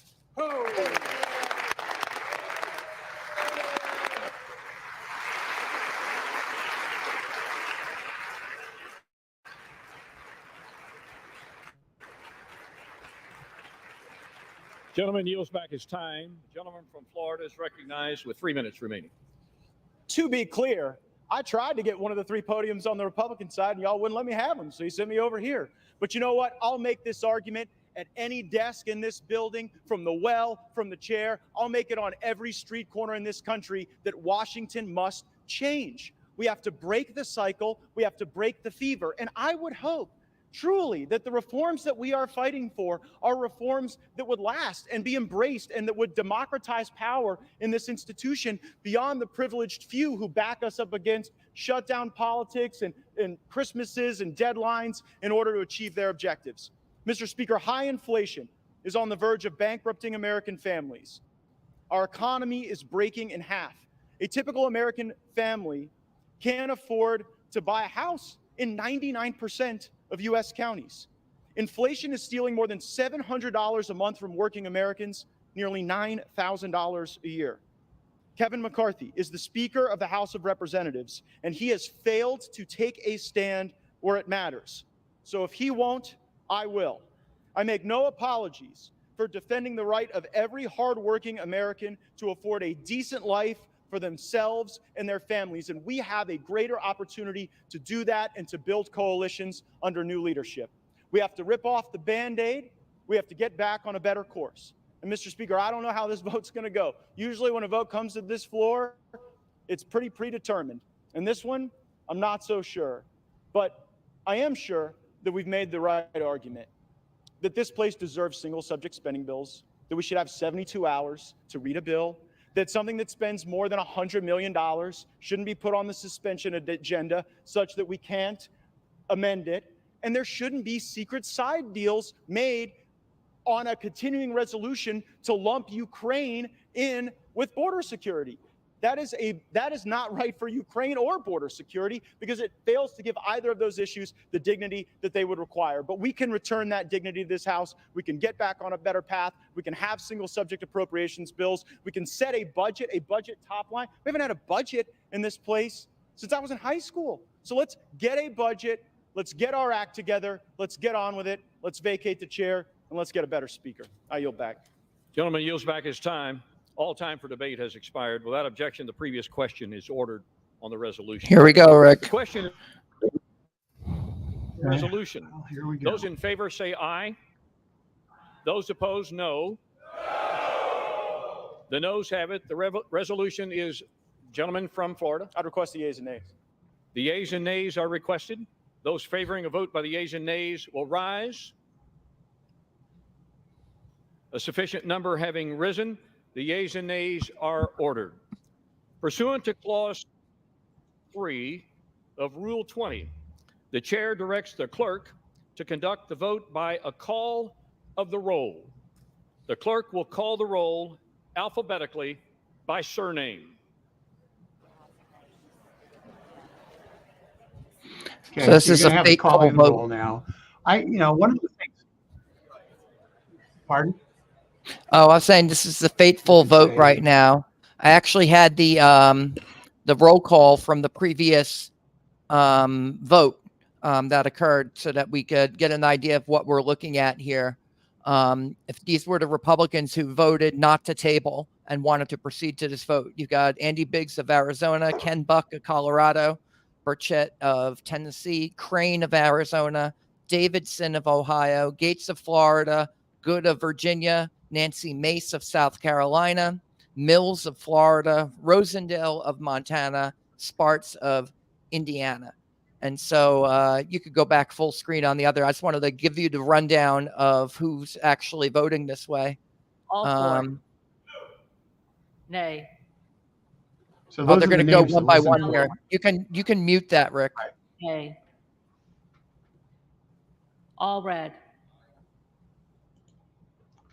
Okay, so you heard the debate, and one of the challenges that I've had on this is both sides are right, and that's one of the challenges here. Both sides are right. The fact is there's no solution other than McCarthy, because 210 members of the House, 205 members of the House on the Republican side are committed to McCarthy as Speaker, and they look at it and they say, wait a second, 210 of us, 205 of us are on one side, and there's a few on the other side, and what are we, why are we being subjected to this? But I thought Bob Good did an extraordinary job of laying out the challenges facing the country and the frustration that, fact is, they didn't do appropriations bills in May, June, July, August. They were on vacation in August. They didn't, so doing appropriations bills now, is very frustrating for those who wanted regular order and have those bills done before we get past the end of the fiscal year on September 30th. And so those complaints are absolutely valid by Matt Gaetz, Bob Good, and others. And for me, you hear Jim Jordan challenging the three assumptions about what the House was supposed to do, knowing full well that he's been given full steam ahead in terms of dealing with going after the weaponization of government. We didn't hear from James Comer, chairman of the House Oversight Committee, who's been given full steam ahead to deal with the impeachment.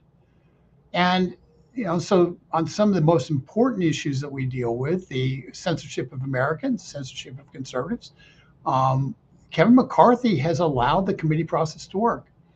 So it's a challenge because, Matt Gaetz and what they're fighting for, what people who voted no are fighting for is a house that works better.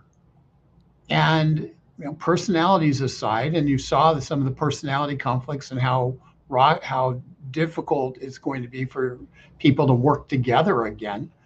But you really had the contrast between the establishment Republicans and those who got elected to do something and they want to do it now. In Tom Cole from Oklahoma, who never is the ultimate establishment Republican. He's not, he is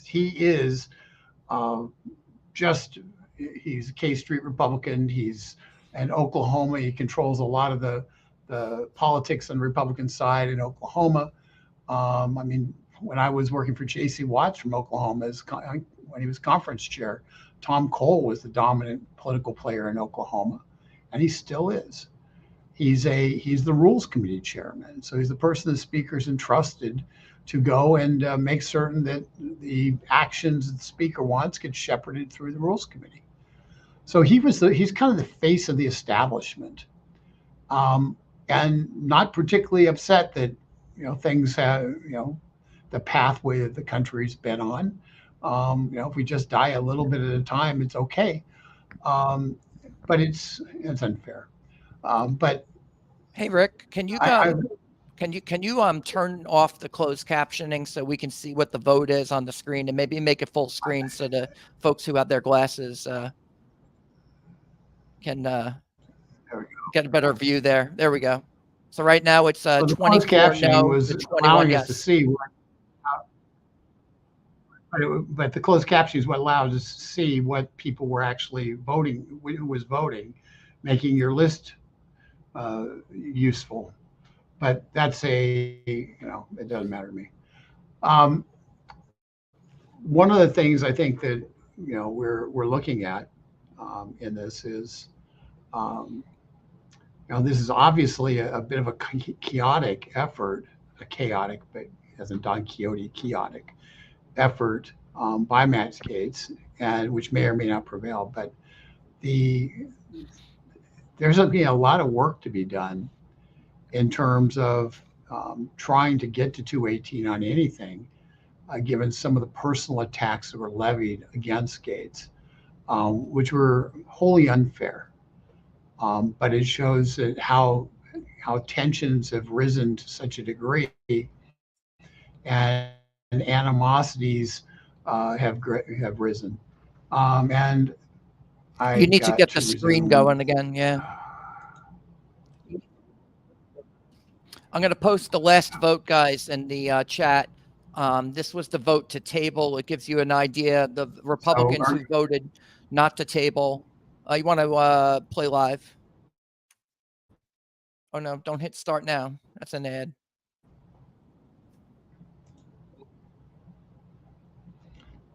We obviously.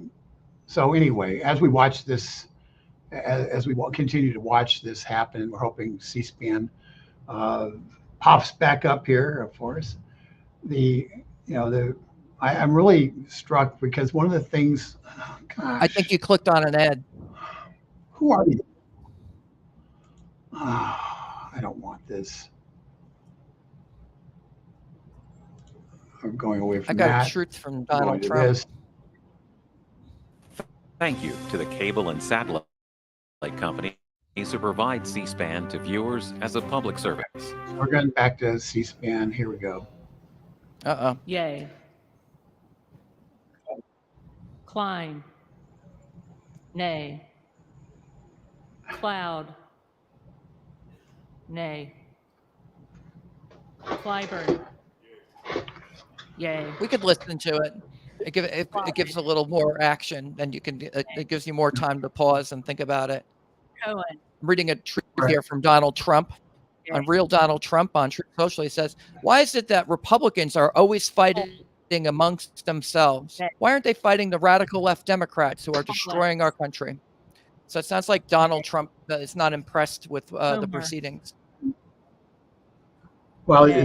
it is interesting that Connolly. Matt Gaetz is one of the Yay. strongest proponents for Donald Trump, and Correa. Kevin McCarthy has been a proponent for Donald Trump. Yay. So it is in a lot of respects, you Costa. have, you know, Trump on Trump Yay. crime here. And, Courtney. you know, and once again, I want to Yay. emphasize that Craig. I was pretty Yay. rough on Matt Gaetz yesterday in my live stream, and I Crane. will tell you, I was really impressed Yay. by his presentation, his demeanor, Crawford. his Nay. real kind of focus. And Crenshaw. the fact is, there is Nay. there is a Crockett. problem, and I don't think it's a Yay. bad thing for Crow. Republicans to have this kind of public reckoning. Yay. Quite honestly, it's the first time I've heard the Cuellar. Republicans actually stand up and talk about all the stuff they Yay. got accomplished and the things they've Curtis. passed. And so anybody who's been paying attention Nay. are now much more aware of the things Davis of Republicans have been Kansas. doing over the last 8 months Yay. and the accomplishments that have been made. Davidson. So it is that is a okay. Did Davis Davidson of just put Illinois. nay? So he was Yay. Who voted which way? Davis of North Carolina.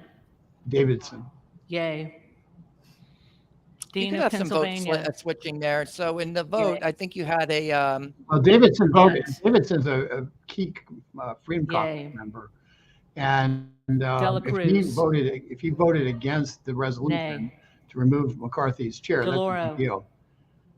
And remember, Yay. these yeah, so votes they can on- afford to lose 5 or 4 or 5 from their And total unfortunately- from the not unfortunately, table. they're- So Lindsay.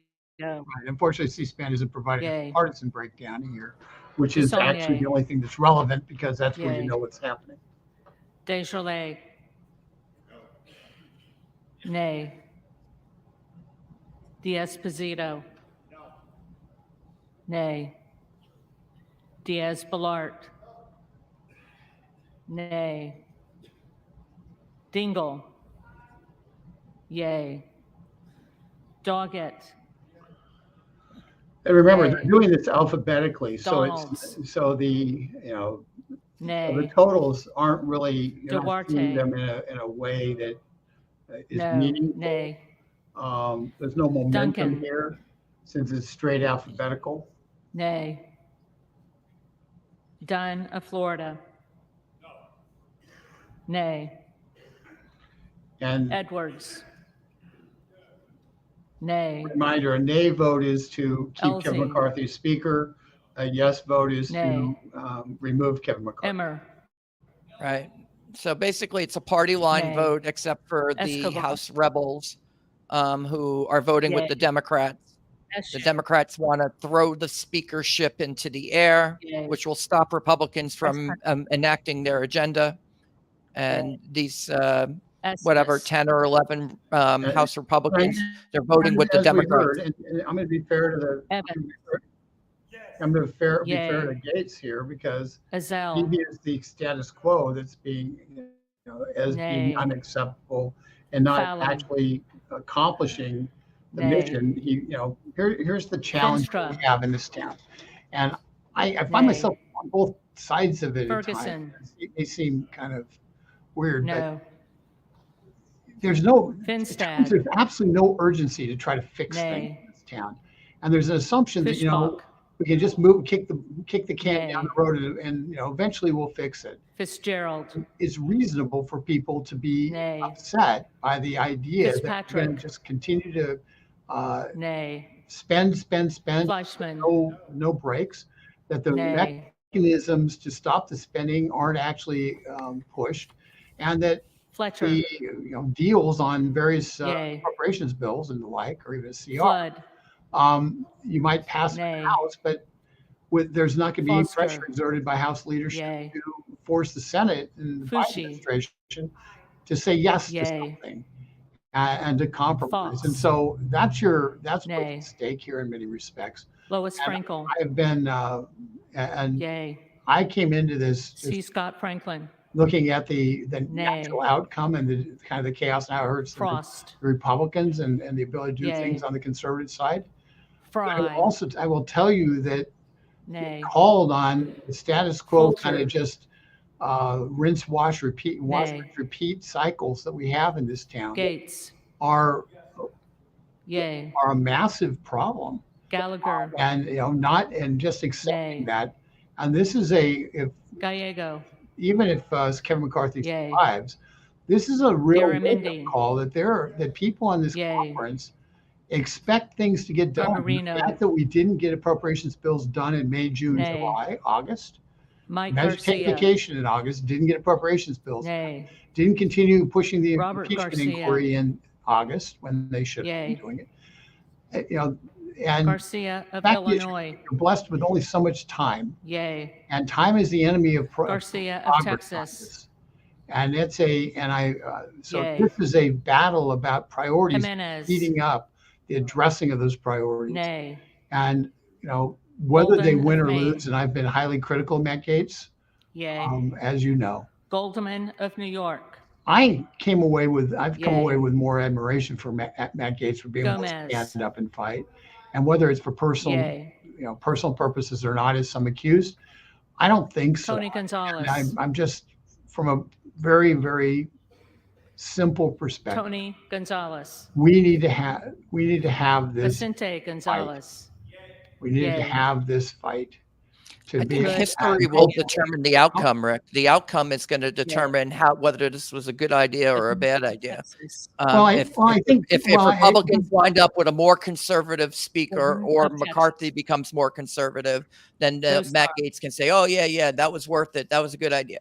But if Democrats wind up in control of the House, there was a key vote. It'll be a catastrophe for Republicans. It'll be a catastrophe, particularly for Matt Gaetz. I'm not disagreeing with that. Nay. There's a Graves of Louisiana. I hope that there's a capacity for Nay. Graves of for it Missouri. to come out of this mess, and with a Nay. single-minded Green of purpose Tennessee. to take on the administrative state Nay. and to cut the size and scope of government Green of as Texas. job 1, 2, and 3 out of this conference. And in some respects, Yay. the debate itself Green really of sharpens the Georgia. focus. And Nay. it's so Griffith. we're looking at a narrow Nay. vote, but once again, it's alphabetical, Grijalva. and so it has little Yay. value Grothman. in terms of Nay. being able to interpret Guest. it. Nay. It's an alphabetical vote. It's like the Guthrie. great subway race at Yankee Stadium. Nay. I don't know about the Hageman. great subway race at Yankee Stadium. I was thinking of maybe No. the president's race at Carter Washington of National California. Yay. Park. Although there it really Harris. doesn't matter who wins. Nay. It doesn't matter. I think that's what people. That's why they're doing this. They don't think it matters. They think it doesn't matter who's speaker, so might as well just throw it up in the air. And that because they're articulating that the system itself is broken. I was just did the analysis on this. Out of 42 out of the last 46 years, we've done continuing resolutions at some point during the fiscal year. They never get it done. The 12 bills, these appropriations bills, they never get them all done. Not by October 1st, anyways. So afterwards, you usually get rid of, you get minibuses, you lump them together. That's what Gaetz is complaining about. He's saying, "Oh, this is no way to run a house." It's like, no, this is exactly the way the house is run. This is the Constitution. This is Article 1. This is what it looks like. This is the way. Well, no, hold on, Robert. Hold on. Nay. It is not a way to run a Houlihan. house because you don't have the appropriations. You just lump everything Hoyer. together. Everybody gets a vote, but you have very little say in what's in the bill. It's just Hoyer. up or down, shut down the government or not. And that's not a system that Hoyle of really Oregon. works very well. And we Yay. have massively increased spending as a Hudson. result of that system. Nay. A system where the speaker and the Huffman. and the Senate Majority Leader and the Yay. Senate Minority Leader and the Huizinga. House Minority Leader and the President Nay. sit down in a room and figure out what Hunt. the spending is going to be, negates the votes of most Americans who don't happen to be represented by one of those people. Nay. And that's what happens with CRs. That's what happens with ISA. omnibus bills.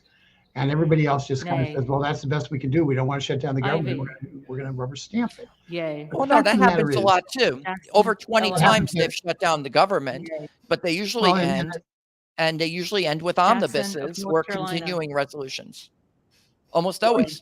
That's the well, of end. course That's you do, the end because- result. You but- could shut it down as much as you want. That, well, that would but be more here's- fun than this. Well, Jackson Lee. here's the key to this.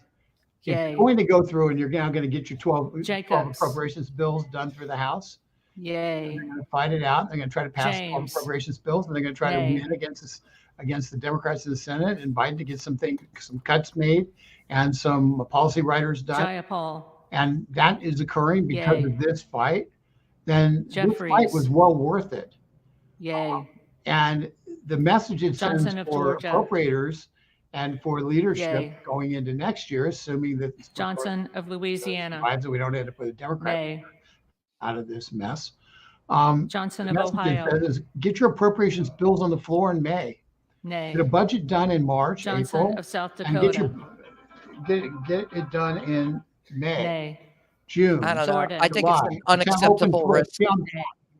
Pardon? I think what they're Of doing is an Ohio. unacceptable risk. Like there's no reason to do this. The outcomes won't be much better either way because of what the numbers are and the fact that now they have 45 days to do another continuing resolution. done. They'll kick the can till December, and then they'll do a big Yay. on the bill. Well, It happens yeah, every year. They're not going to vote on all the 12 of continue- them, hold and on. the Senate's not going to agree Well, with the House's versions of these they've bills. So you're going to gotten get four- they've gotten four Nay. done. They've gotten Keating. four done. The Senate may or may not Yay. do their job. yeah. But- So Kelly they're of going to sit down and Illinois. negotiate. But the fact is, hold Yay. on. That the fact is, Kelly if of they've got Mississippi. if the House has their appropriations bills Nay. done with the amendments, and Kelly of at that Pennsylvania. individual members can say, if Nay. it doesn't have this in it, Connor. I'm not voting for it. So if you get Yay. a significant section of members who Higgins say, of Virginia. I'm not voting, we put this into this Nay. appropriations bill, you now have negotiating Kildee. leverage in term with the Senate. And because what traditionally Yay. happens in these negotiations, is Kylie. the House passes something. Nay. Then, we have to compromise because Kilmer. the Senate needs to get to 60. Yay. So everything moves to the left because Kim the Senate of needs California. to get to 60. And so you end up in a Nay. position where the Senate draws up the bill. Kim of and New wins. Jersey. Under these circumstances, Yay. the House has a chance to Krishnamurthy. say, no, we need to have Yay. this in it, this in it, this in it, this in it, this Hester. in it. Otherwise, Yeah, like Chip we Roy's don't have the CCR. votes on the floor. Pastor. That's the reality, and that's the Nay. fight. And that's And what it's the a- Freedom and- Caucus did. The Good. Freedom Caucus had legislation for the continuing resolution that was worked out between the that. liberal Republicans and leadership. It was ready to come Got to it. the floor. And if they had passed that, the government would be shut down right now. Well, It's no, the- we were going to going into this, we were going to have a shutdown on border security and a debate with the Senate about border security that we're not having right now. And under Speaker McCarthy, we were going to have an impeachment Well- of Joe Biden. And now we're not going to have either. that's Yay. very possible. It's the fact is, Langworthy. are we going to have Nay. that fight over impeachment? Or No, are we going to we're have not going to a have fight border over- security, and we're Are we not gonna going have a to fight over hold border Joe security? Biden accountable, Well, thanks I to don't Matt know. Gaetz. Larson I of don't know that that's Connecticut. true, Robert. What I know is that there Yay. was an opportunity to pass something that Latta. would have created a fight on border security. The Nay. question is, would the Republicans in the Laturner. Senate have pushed that fight? Nay. Would the Republicans in the Senate Lawler. have pushed that fight? And the answer is, if Nay. from what I was Lee hearing, of is California. that many of the people in the Senate were Yay. saying, "Oh, this is a messaging bill. Lee It of isn't Florida. really about actual Of course, it's a Nay. messaging getting bill. done." And, Lee oh, of no, Nevada. not of course. It's a messaging bill. If you're just going to do a Yay. They messaging are. bill, Every they're one not of them gonna is. go- Pennsylvania. If that's all they're going to do, if they're not going to actually Yay. get anything done, if they're not going to fight for anything to Ledger occur, Fernandez. then we should have shut the government down and just said Yay. heck with it. Okay. No, but Leska. you only have a 5-vote majority. The reason we're still here right have- now is because there's only a 5-vote majority in the House. That's Nay. why this And is Robert, happening. you're right. There is only a Eleven. 5-vote majority in the House. And you know what that 5-vote majority has Yay. the capacity to do? Lou. It has Very the little. capacity to say, we are not going to Yay. pass something that Lofgren. allows the status quo to occur at the border. And if Yay. the Senate isn't willing to do it, then we're going to shut it Loudermilk. down. They have We that couldn't even get the capacity House to do that. conservatives to They vote for hold that. firm. Lucas. Well, they had, but the Nay. fact is, this creates Lukemeyer. that bill. The Nay. question was really Luna. came down to in that bill was, do you believe that Kevin McCarthy is going Luna. to fight and say, fight for that or not? Luttrell. And it would. And so what Nay. happens now, assuming McCarthy Lynch. retains the speakership, is he Yay. sits there and he's in a position where Mace. a what? Oh, let's just admit Mace does. Yay. Whoa. Magaziner. She voted yes. Yay. Stunned. Nancy Mace, yeah, she voted to not table as well. Yeah, but I'm stunned because Man. I'm stunned. Nay. Some Manning. Yay. the Massey. by the way, that wasn't me. Manning Nay. voted Somebody to remove McCarthy. No, I did not. I did not. Some other guy. Suey. Not related to Peyton either. Yay. But Macbeth. but no, we have a. Yay. We're going to see what ends up happening with this. McCall. It is a. Nay. We have a. McLean. And you can tell by the debate between Robert and me that. Nay. There's. McClellan. If you're Yay. not, There's a very small window of opportunity. If you're not going to, if you're going Nay. to pass a piece of legislation with the expectation that you're just going to do the same old thing that they always do, and Yay. you'll say, "Well, we tried, darn it." Well, not good That's enough. not what they did, though. When they did that's- limit Save Grow, that was the largest spending cuts ever proposed by a Republican majority. It was bigger than Newt Gingrich. It was definitely bigger than what Boehner put out there. Limit Save Grow was the largest spending cuts ever proposed, and it passed the House. And then it was used to negotiate, yes. And the Chip Roy bill would have been the same thing. You would have probably wound up holding the line on sequestration. We had sequestration. We had impeachment coming, and we could get border security. Maybe now we're getting none of it. None of it. Well, you made that making that case, and are we getting none of it? I don't know that. What I do know is we had an opportunity to have a fight. What I also Miller know, of Illinois. I think I know, based on what people in the Senate were telling me, is that there was no intention Miller on the of Senate side Ohio. to even take the House bill seriously. They were going to strip it of the Miller of all West its Virginia. contents. They were going to put a straight CR in place, and they were going to send it back Miller to the Meeks. House and say, vote for what we want. And there Mills. was questions as to whether or not there's going to be any pushback from House leadership on that. Mills. And Right, so there could have and then been a you- conference committee, though, but and then they you have didn't the even same want to find bipartisan- out. So Matt Gaetz would have been morally more justified if he had waited for that to happen and then done this motion. So he waited. He just preemptively said, "Nah, we're not going to support your border security bill, I Chip am in Roy. agreement. We're just going to move the vacate because that's what we meant to do all I along." think there was They didn't negotiate in good faith. I think that I think that it's a real. More of Alabama. I think that Nay. I think that tactically More of Utah. that Matt Gaetz made a mistake Nay. because he should have More of let Wisconsin. that process kind of Yay. work its way through. And when the Moran. same thing happened that happened before, where they passed a Mexican bill and then nothing happened, Morelli. and it got negated, and then there Yay. was the spending continued to Moskowitz. and everything else because the Senate Yay. wouldn't act and the House didn't fight back. Moulton. Because the number one value in the House Yay. was we can't shut down the government. Mervan. If that's a small percentage, Yay. if you get to that end of that Mullen. road, then you say, Yay. okay, well, Murphy. that's what should have happened. That's what Mackey Nay. and his allies should have done. If Nadler. I was advising them, that's the fight I would Yay. I would push the fight back. Napolitano. But that didn't happen that way. And Yay. so we're speculating on Neal. what the Senate would have done. Whereas Yay. if we'd been Goose. operating under normal, Yay. if they'd done the other Nels. order, if they passed the Roy Nay. Scott Perry bill over to the Newhouse. over to the Senate, then you would have Nay. found a tremendous. Nickel. You would have seen Yay. how the game played out. You'd still be in the same 45 to Norcross. 90-day period of the CR, and Yay. then you could have the fight Norman. because the speaker didn't fight hard enough Nay. any outcomes for any win. None of Iowa. That would have been a reasonable thing to do. Yeah, they didn't Nay. even That let would've been a Chip Roy reasonable and the thing to Freedom do. Caucus have a chance. The Freedom Caucus, they probably voted on that resolution internally. They Nay. probably had some process for saying, we're going to put this bill forward. We're working with the Well, leadership. We're working with the Main Street Republicans. And they had 210 or whatever they had. All the people who voted not to table, they're the ones who voted against that, probably. I understand, Robert. Owens. The challenge is obviously Nay. the rules of the Freedom Caucus. Cologne. People don't understand them, but there's, first of all, Yay. membership of the Freedom Caucus is Palmer.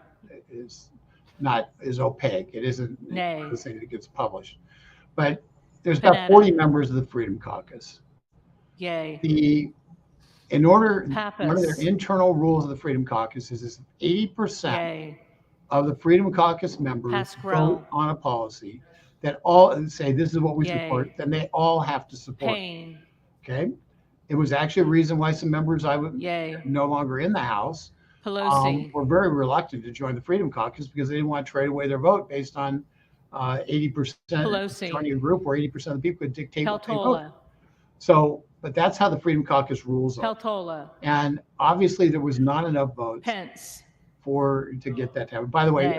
Congresswoman Petola from Perez. Alaska Yay. did not vote and Perry. may not be there. Her Nay. husband just passed away. Peters. And so condolences to her and her husband. Yay. Was Pedersen. flying Yay. his small plane Pfluger. crashed Nay. on the runway in a remote part of Phillips. Alaska and died as a result. Yay. That happened the last couple of days. So Pingree. condolences to her. Yay. The Pocan. Yay. Porter. Yay. Posey. Nay. Presley. Yay. Quigley. Yay. Ramirez. Yay. Raskin. Yay. Reschenthaler. Nay. Rogers of Washington. Nay. Rogers of Alabama. Nay. Rogers of Kentucky. Nay. Rose. Nay. Rosendale. Yay. Ross. Yay.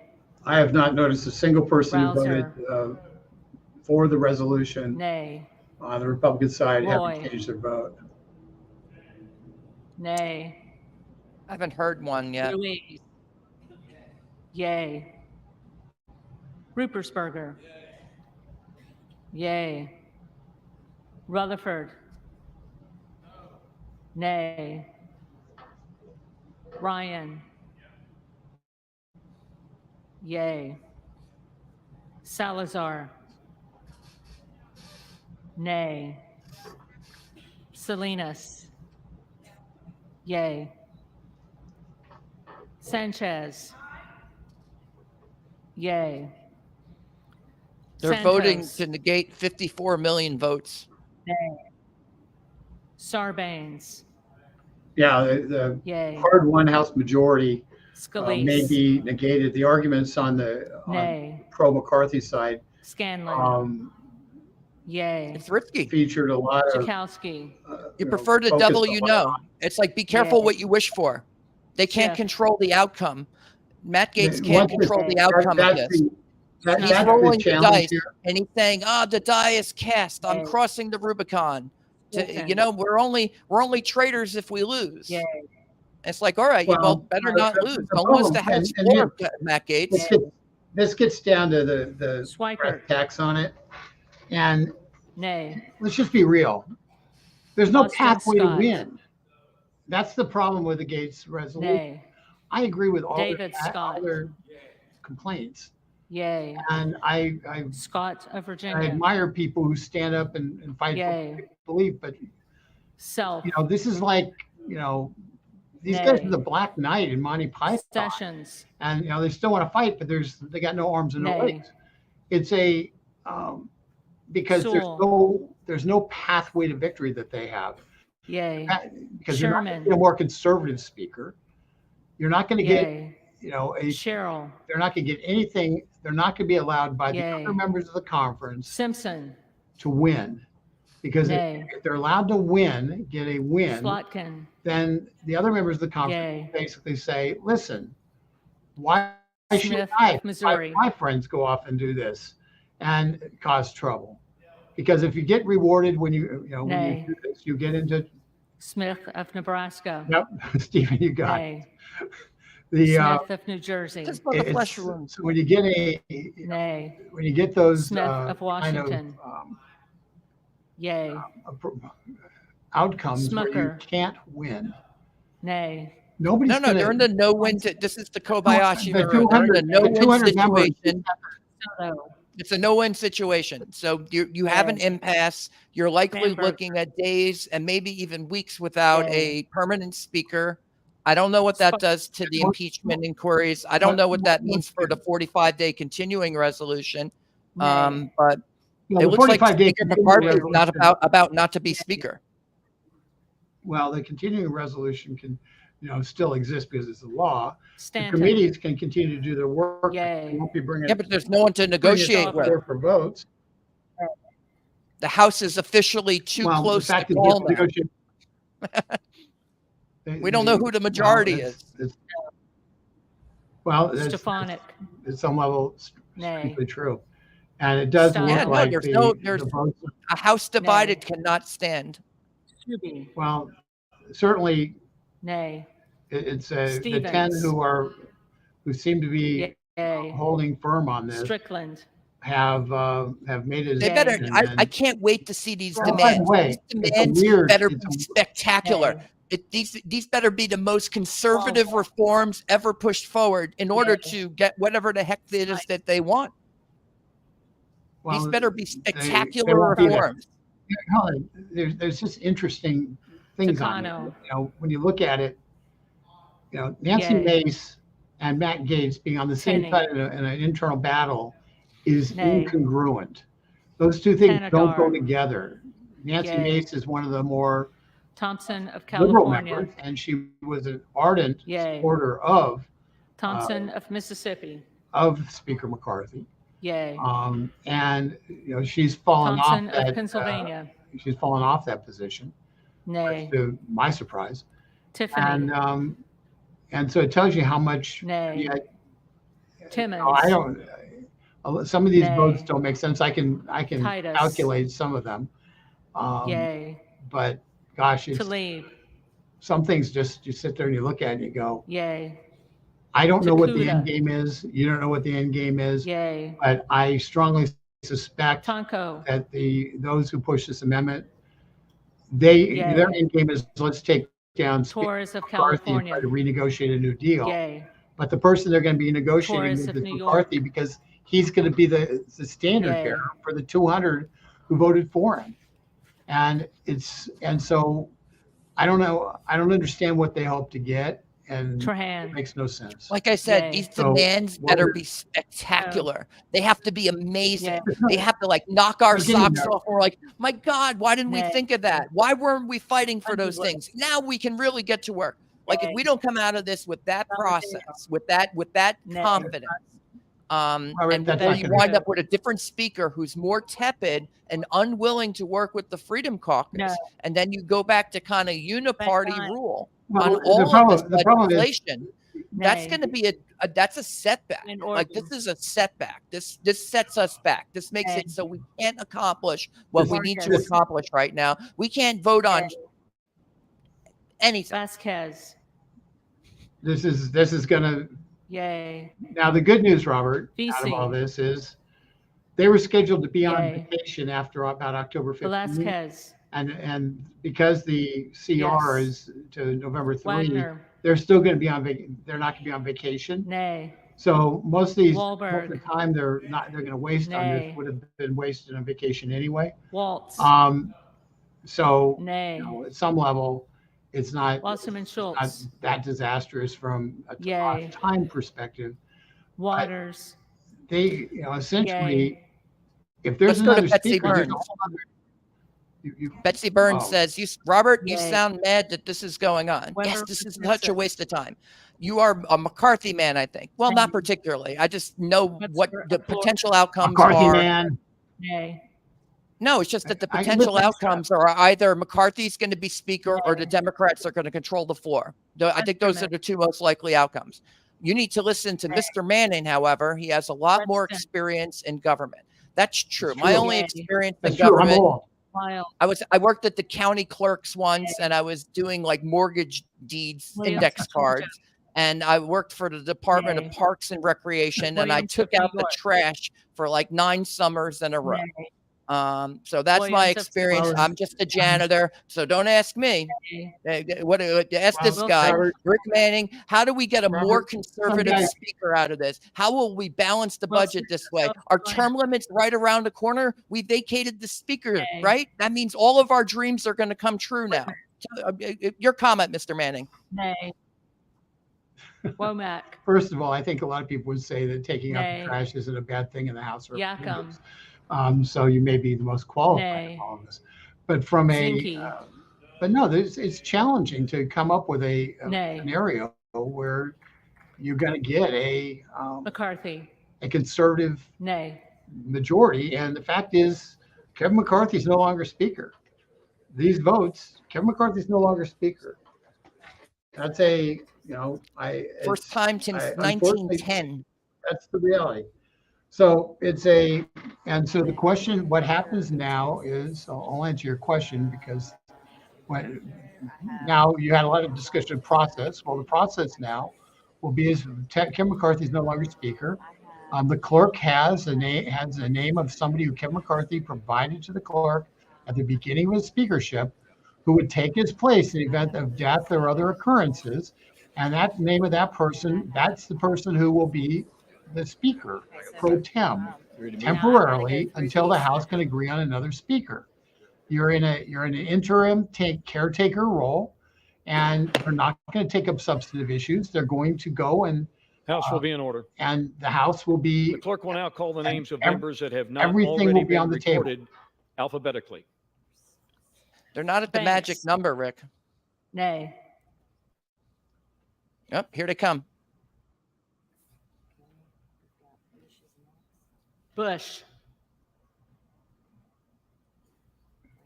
Bush. The Democrat didn't vote, may not be there. Kamek. Nay. Well, that's the thing. So Stephen Mikado says, oh, that means the McCarthy fanboy will be the speaker. Yeah, no, like there's literally no plan to unseat McCarthy's leadership team at this point juncture. It's going to be a stand-in for McCarthy. Like you, it's so like No, you good could- luck you with could- the persuading 210 Republicans who are dead set on their leadership to vote for one of Matt Gates's choices for speaker. and But I remember- doubt anyone Matt Gates supports will be the next speaker. Well, the next, I think that's true. The next speaker he Tony votes Gonzalez. for will be the first speaker he voted for. Well, but that was true before this, the vote for Gooden of Texas. Biden, for McCarthy. You know, people like Paul Gosar Gooden voted for of speaker. Texas. He voted for McCarthy because they got procedural reforms in place. Paul Yes, he Gosar then wasn't good voted enough. against this motion. He voted against this motion. He wanted to keep Kevin McCarthy in because there's no end game, and that's the challenge here. Without an end game, it's a disaster in many respects. Luna. But I will say this: I always Luna. admire people who want to fight for what they believe in, and so I'm not as willing to castigate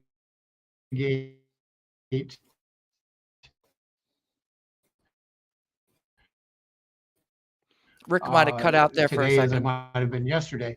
But I will Mills. say this: be tumultuous times in this week. There's going to be really tumultuous times over the next week to 10 days. They're going to have what's Pelosi. going to happen is that person who's in that magic envelope, the clerk, Pelosi. is going to be the president pro tem. You're going to have who's going to be an interim. There's not going to be the Peltola. capacity to make deals or do anything because the entire focus is who's to be speaker. Peltola. Did The you see that? question is, Pelosi won't will vote there in yes. fact be a time when you do not have a speaker because of, somebody becomes speaker Sykes. because side breaks and says, we have to have a Sykes. Republican speaker. We can coalesce around somebody else. But the first person to put themselves up for that job is going to be Are slaughtered. there other members? So it's so people like Are there other Scalise, members in this body who's natural, isn't going who to have be not been in that recorded role. or who wish to change their vote?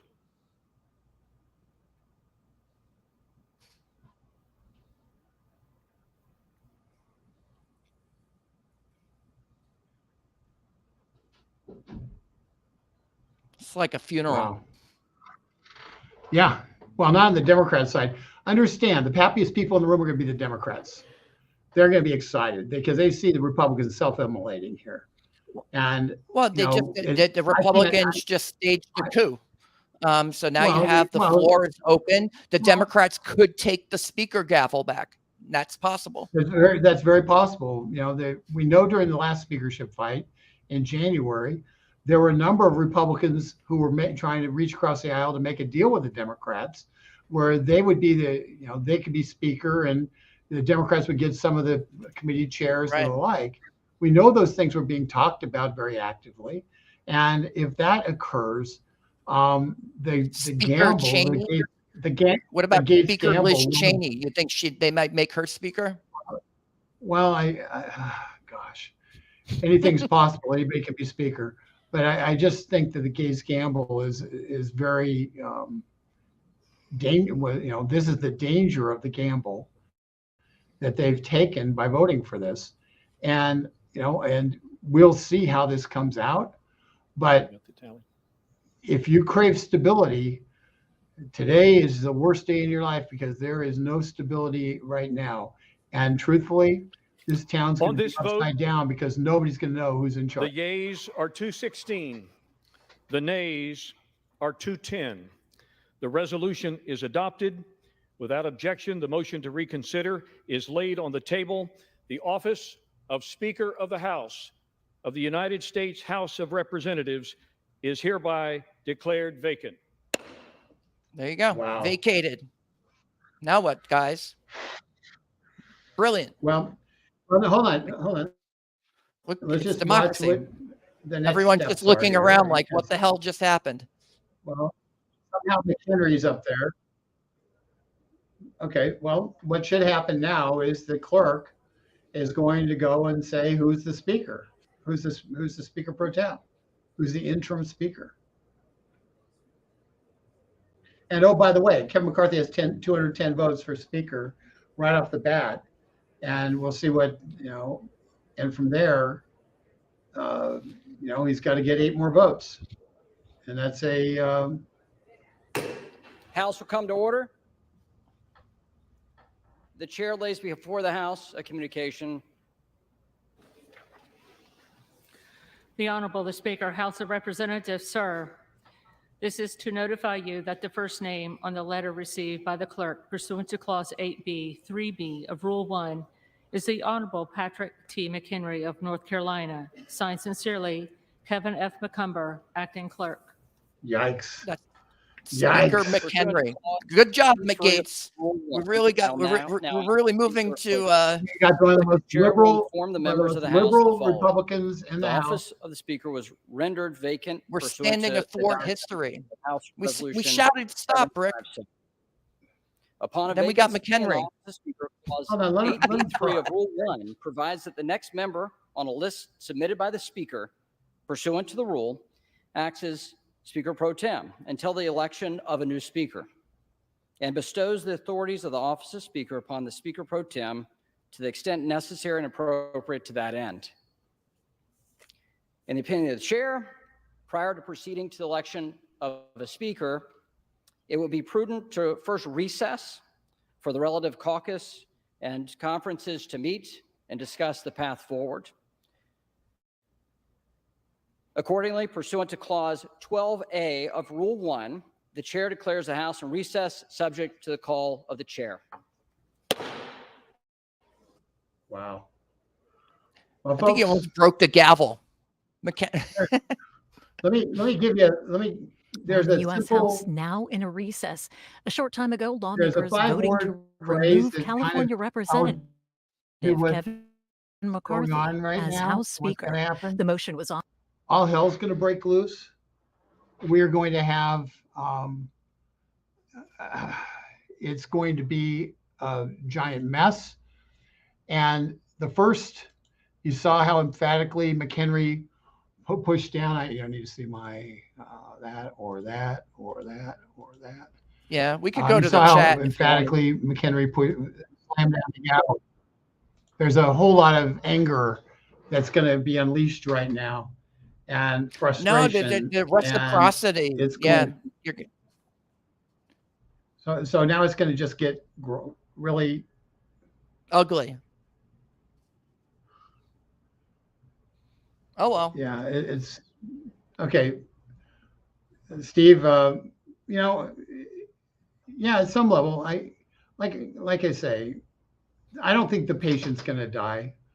No. What I Man, think, you said it correctly. What I think is going to happen, what I think in fairness, Stephen, is going to happen is you're going to end up with about 5 days of people really hating each other.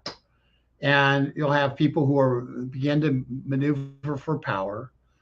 And eventually one of two things will occur. Either McCarthy will do a deal where he gets enough votes to be speaker, whether they be Democrats coming across the aisle at a huge cost, or the Republicans, enough Republicans fall into line and say, okay, well, we're going to trust you this time. Okay, that's number one. Most likely thing is Kevin McCarthy ends up being speaker at the end of this. And it may be, a week from now. The second most likely thing is that a group of Republicans, 20, 30, 40 Republicans, the Main Street Caucus, go and say, well, we're going to vote with the Democrats to have a Democrat speaker or a Republican speaker with Democrat chairs, at which point you end up with impeachment dead. You end up with any semblance of a cutting agenda dead. Disenfranchising 54 million American voters who voted for the Republican majority. I'm going to share something I probably shouldn't share, but this happened back. One of the people who was one of the speakers in favor of removing McCarthy from, that's too specific. I was in a meeting where somebody who was against McCarthy in January and maybe December was laying out their strategy, okay? And it was a friendly audience to them, a pretty conservative group of people, leaders. And they had no plan to win that vote at the time, okay? They had no plan. And well, it did work because they ended up coming up with a plan in midstream. And the plan in midstream was, we're going to get rules reforms and the like. The challenge I thought they got them. I thought everyone was praising the rules. Robert, they were saying this is great. This is the best house ever. They did. What happened afterwards was, hold on, no. What happened afterwards was you were supposed to have appropriations bills on the floor with open rules, essentially, at least with pretty open rules. So you'd have lots of amendments and the like. Those things didn't occur, Robert. If there's a prime cause for the outcome today, it was the failure of the McCarthy speakership to bring those appropriations bills to the floor. That was a primary negotiated point, and it was that's what's regular order. And as a result, and if the Republicans had passed 12 appropriations bills in the House, and the Senate had said, we're not passing any of them, we like doing things the old way, we want to do omnibuses and CRs, you would have had a fight. And you would have had a fight that similar, and you might have ended up with the same outcome. But at some level, the failure to bring those appropriations bills up on the floor when they should have come up is the primary cause of what has occurred.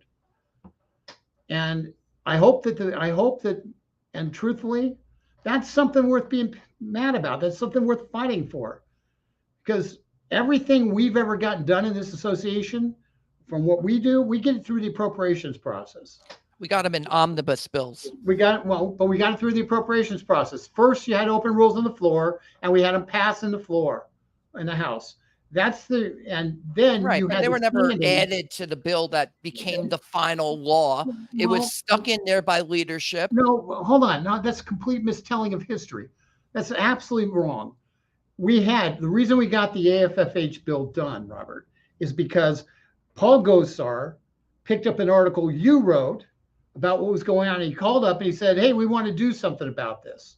And we said, great, we're with you. And we worked with him, and he got on the floor the next day and he offered an amendment to the HUD appropriations bill, Transportation HUD appropriations bill. And it said, we're defunding this. And you remember we were watching C-SPAN, and Tom Latham, who at the time was the chairman of that appropriations subcommittee, looked up at Boehner and said, is this okay? Can I let this happen? And Boehner said, kind of apparently gave him the thumb up, at which point wanted it. At which point Latham then said, spoke in favor of it, and it passed. It was then No, he walked away. He didn't say anything. Okay, well, he walked away. Bottom line is it passed, and we won. And so we won because we were advocating on an issue. Somebody in Congress cared, and we got it done. And then 3 years later, maybe 2.5 years later, but about 3 years later, after meeting with McConnell ad nauseum about it, probably had 6 meetings with McConnell people about this specific issue, along with other defunds we were getting or trying to get. After pushing a vote on the floor that Senator Lee pushed onto the floor, which we lost, McConnell said, we need to make this happen. And he had Susan Collins offer an amendment that wasn't what we wanted, but it was what we could get. And it effectively did what we wanted it to do, which was defund the process of taking over, nationalizing the local zoning Right. laws. So you had 2 floor votes, one in the House, one in the Senate. And we won it. The one that became law was the Susan Collins amendment, but not that year. You'd have to wait another year when it got stuck in the omnibus bill, right, under Donald Trump. But the fact is, the first omnibus in March of 2017 during the Trump presidency. And we got that done, but we got it done because the primary place we got it done was at the very beginning when we had open amendments on the House floor. We got something stuck in that got stripped out, but it kept being put in, and we kept winning. We kept keeping it alive. And the bill, our amendment, never passed a single committee of the House, apart from becoming part of the appropriations process. We didn't get any House committees dealing with the issue and talking about it. We didn't get any of that stuff. What we did is we jammed it in the appropriations process. When we stopped the DNS function from being taken over when Obama wanted to give it away to ICANN, we stopped the same process until the Republicans collapsed in 2016 and said, and blamed Donald Trump, because since Donald Trump was against the handover, Obama made the cost too high to keep this in. I like the open amendment process. I prefer the open amendment process. I bet if there was a bigger majority, you would have seen the 12 bills come much faster. I understand the frustration of the members who want to just do it the way the law says, but the law was written by Congress, and Congress has discretion about what to bring to the floor and what not to bring to the floor. Clearly, there's not even the votes for a CR that's a Republican-only continuing resolution. They should be talking about that right now. They should have been working out that deal. We should be having that discussion right now with Chuck Schumer. We should be having that discussion right now with Joe Biden about why border security and holding the line on sequestration is important. But we're going to do this first. Well, so it better be worth it. It's what I'm saying. It better be worth it. Well, listen, it is what has to happen in the Republican conference is for them to come around and say, we're going to get these three things done, whatever it is, okay? With absolute resoluteness. This is what we're going to stand for. This is what we're going to fight for. And then say, well, who's going to get it done for us? And it's hard in this world where it's a closed system, and there's personalities that exist, and some people don't like personalities, or they lied to them, or whatever. Okay, but in politics, you have to be able to get beyond that and get to what are we going to do and how are we going to do it. And if at this crucial moment in our country's history, the Republicans are going to take a step back, which is what they're going to do. They're going to take a step back, and if they can hold 218 together, and say, there's no way we're turning this over to the Democrats. They can hold that piece together. That 218, whoever constitutes that 218, can say, this is what we're going to get done. This is how we're going to proceed. And we will not be deterred by anybody in terms of getting that done. And 218 members of the House of Representatives can tell the Senate to pound sand. We're not going to spend more money than this. 218 members of the House of Representatives can tell Joe Biden we're not going to spend any more money than what's done. We're going to force the border laws. We're going to make it so this country is safe. On other issues, they can send bills that set up the 2025 Republican administration by passing a series of bills that lay out what the Republican agenda is for 2025. But they need to pick three things they're going to fight on and fight to die on those three things. I don't get to tell them what it is. You don't get to tell them what it is. And quite honestly, the people outside of the DC don't get to tell them what it is necessarily. Internally, they have to make that decision. And I assume one of them is going to be the Biden impeachment, that they're going to hang together on the Biden impeachment. I assume that's one of them. They're going to do something on the budget, on the various budgets and spending. I assume that's one of them. And so there's going to be a third thing that's going to be dealt with. And quite honestly, if it were me, I'd choose the abuse of power of the Biden administration. But the fact is, there aren't the Republican votes to do that. So there aren't the Republican votes to keep the speaker. They don't have the votes for impeachment. That's what this means. Well, I don't know that they don't have the votes for a CR. They don't have the votes for an impeachment. They don't have a real majority. You don't know that, Robert. You don't know that. You do. They don't have a speaker. Well, they don't have a speaker, but that doesn't mean they don't have the votes for impeachment. That's analysis without any factual basis. Because they were more concerned about getting rid of Kevin McCarthy than Joe Biden. That's a fact. Maybe. No, what happened? They got rid of Kevin McCarthy before they got rid of Joe Biden. That shows where their priorities are. Well, I think that's a fair statement, but I'm going to just say to you, that does not mean they don't have 218 votes to impeach Joe Biden. What it means is they didn't have 218 votes to keep Kevin McCarthy under the current circumstances, and those circumstances can change on a daily basis.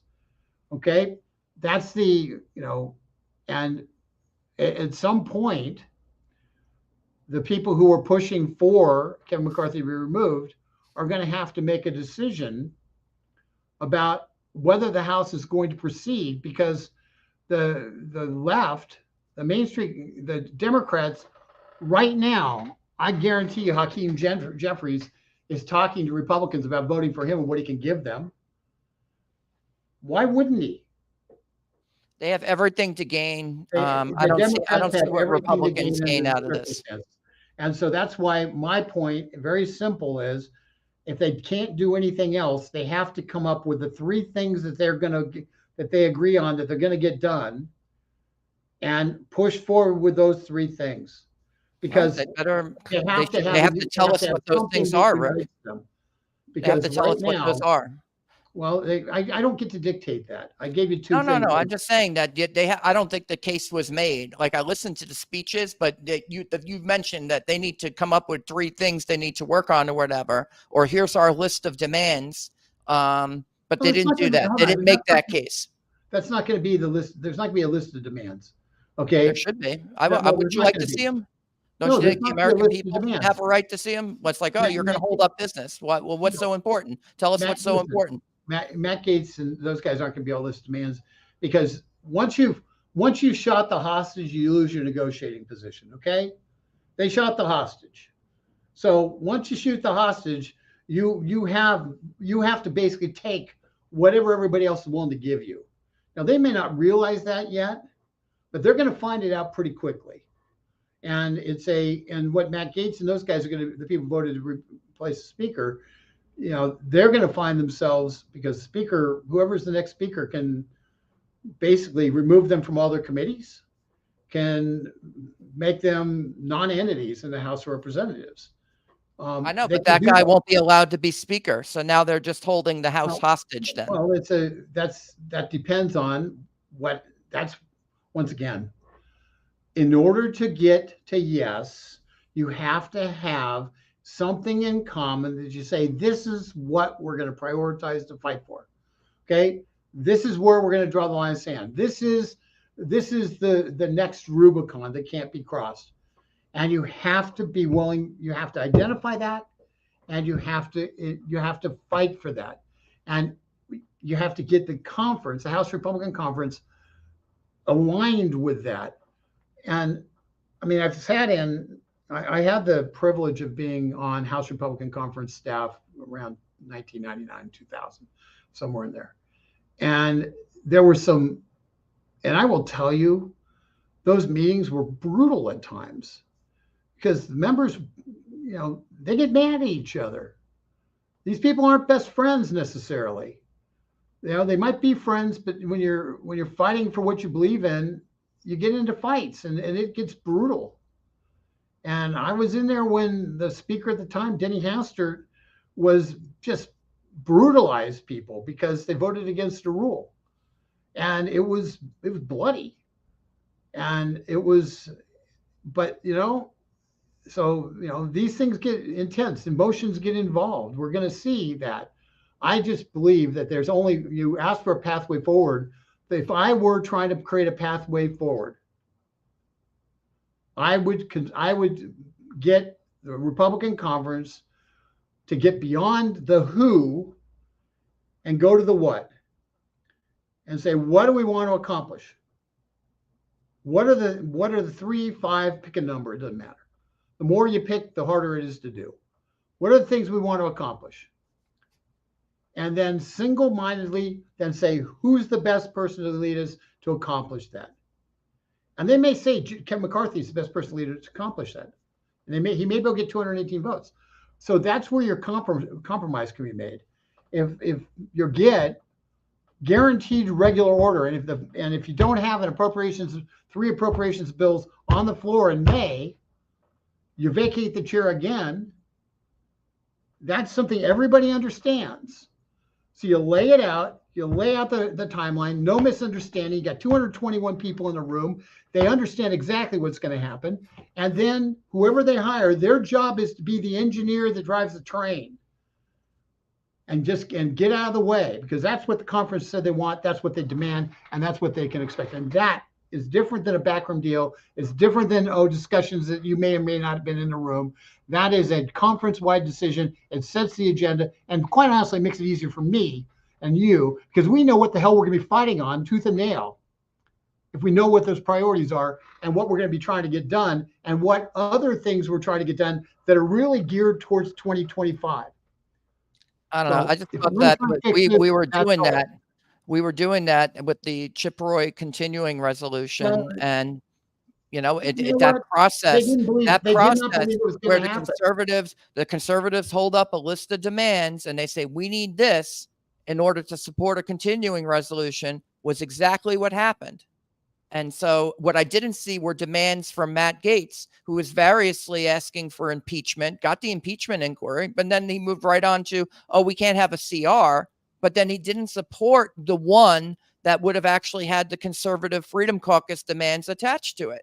And so, I mean, what could we do? We didn't know that was going to happen. So we supported the Chip Roy legislation, only to have the rug pulled out from under us by this new process where it was more important to get rid of McCarthy than it was to fight for border security or to hold the line on the budget, the sequestration that they just did. So now we're not getting our cuts. We're not going to get the border security. You might not get impeachment. And I doubt you get the 12 bills on the floor between now and 45 days from now. Well, I don't know what they're getting out of this, Rick. And you don't know. they're not telling us what they want out of this. Well, So Robert, they shouldn't what you're expect getting out of everyone's this is, support. let me just tell you what you're getting out of this, okay?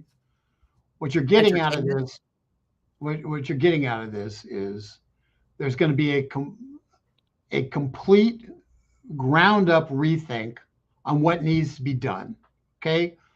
Because ultimately 215 members in that Republican conference, 212 members, don't want to lose power over this kind of stuff, right? Most of the establishment, truthfully, have to be dragged kicking and screaming to cut anything. Most of the establishment Republicans think that, gee whiz, they don't want to hit the brakes on going towards the fiscal cliff. They just want to coast towards it rather than hitting the accelerator. So, in many respects, the establishment versus the radical conservative fight exists. The challenge on this was it was less clear because the conservative side fragmented over those who blame McCarthy, a small number of them, and those who said we can win these battles with McCarthy as Speaker. And that's the fragmentation. And hopefully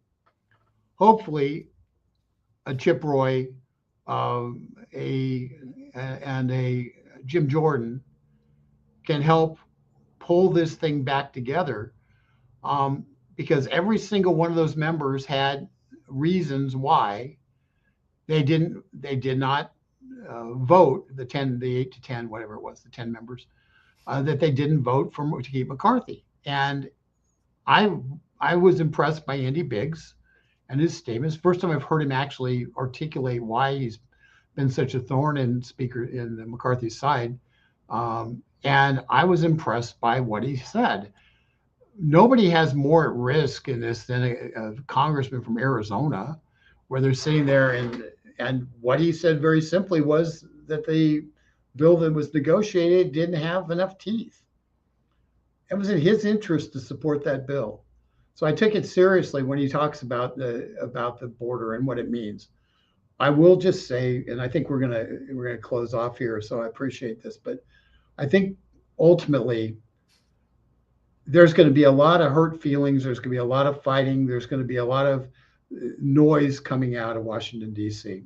over the next couple of days. I think it's predictive that 210 Republicans will sign something saying Kevin McCarthy is our Speaker and try to preclude any other options. But ultimately, the only way forward is to agree on issues and rally around the issues that create commonality and win. And that may, quite honestly, Robert, that may mean that impeachment doesn't happen. That may mean impeachment was going to happen if Kevin McCarthy were Speaker. That may mean that some of the Republicans who represent districts in New York, which are pretty liberal districts, like a Mike Lawler, for instance, who's one of the ones who's been talked about doing deals he's a freshman. And Karl Rove spent a lot of effort, and the NRCC, National Republican Congressional Committee, spent a lot of money getting him elected. And he's probably a one-term member. And, he's got as much of a say as Matt Gaetz. They're both one-term, they're both one vote. And he may sit there and say, to survive, to stay in Congress, what I'm demanding is that we don't do impeachment. So he can take credit for not going down the impeachment path. I don't know. Right. This opens up everything. And it's dangerous when you open up everything. There's conservative things can happen, and there's bad things that we don't get that we could have gotten. That's the risk that the 10 who voted against McCarthy took. That's the roll of the dice that they took. And it's our job in Americans for Limited Government, for those people out there, is to support the conservative principles and the limited government philosophies to this Congress to try to make it so those become the priorities. for the next 15 months of this House. That's what our job is. Because I don't care. You're looking at it like an opportunity. I'm looking at. I have to look at it as an opportunity because you know what? It could be an outright car wreck, which it certainly appears to be right now. It's a car wreck. No, it's a Well, catastrophe. It might be a car wreck. If you're on the outside looking in, this is embarrassing. Listen. When you deal in crises, you either look at the noise that are going around, you look at the problems and all the what ifs, and you get wrapped up in that. Or you look at the where we are, and where we are right now is without a speaker with 221 members Republican, 212 or whatever is Democrat. Okay, that's where we are. That's the reality. So we have to look at that reality. We have to look at what's on the table, and we have to say, where is the commonality? The commonality is Joe Biden can't be president anymore. Okay, Joe Biden's policy. Ken Buck was one of the he was one of the not table guys. Well, so some of the people who oppose impeachment are voting to get rid of McCarthy as well. Okay, that's. So there aren't 208 or whatever. There's not. Republicans are not unanimous on that question. I don't know if it unites them. If it did, then McCarthy would still be speaker. You would not argue that. Nobody would argue that Ken Buck is supporting Biden. Okay, one's making that argument. He's opposing impeachment. Well, that doesn't mean you support Biden's policies. It means you may not have seen the evidence necessary to go for impeachment. And I believe that Ken Buck's position is probably, and we attacked Ken Buck pretty vigorously, by the way. For those of you who don't know, take a look at the video. I blasted the hell out of him. So there's lots of evidence for impeachment, but we're not considering that right now. I'm not arguing impeachment here. Okay, everybody's heard the impeachment argument. What I'm arguing is something very simple.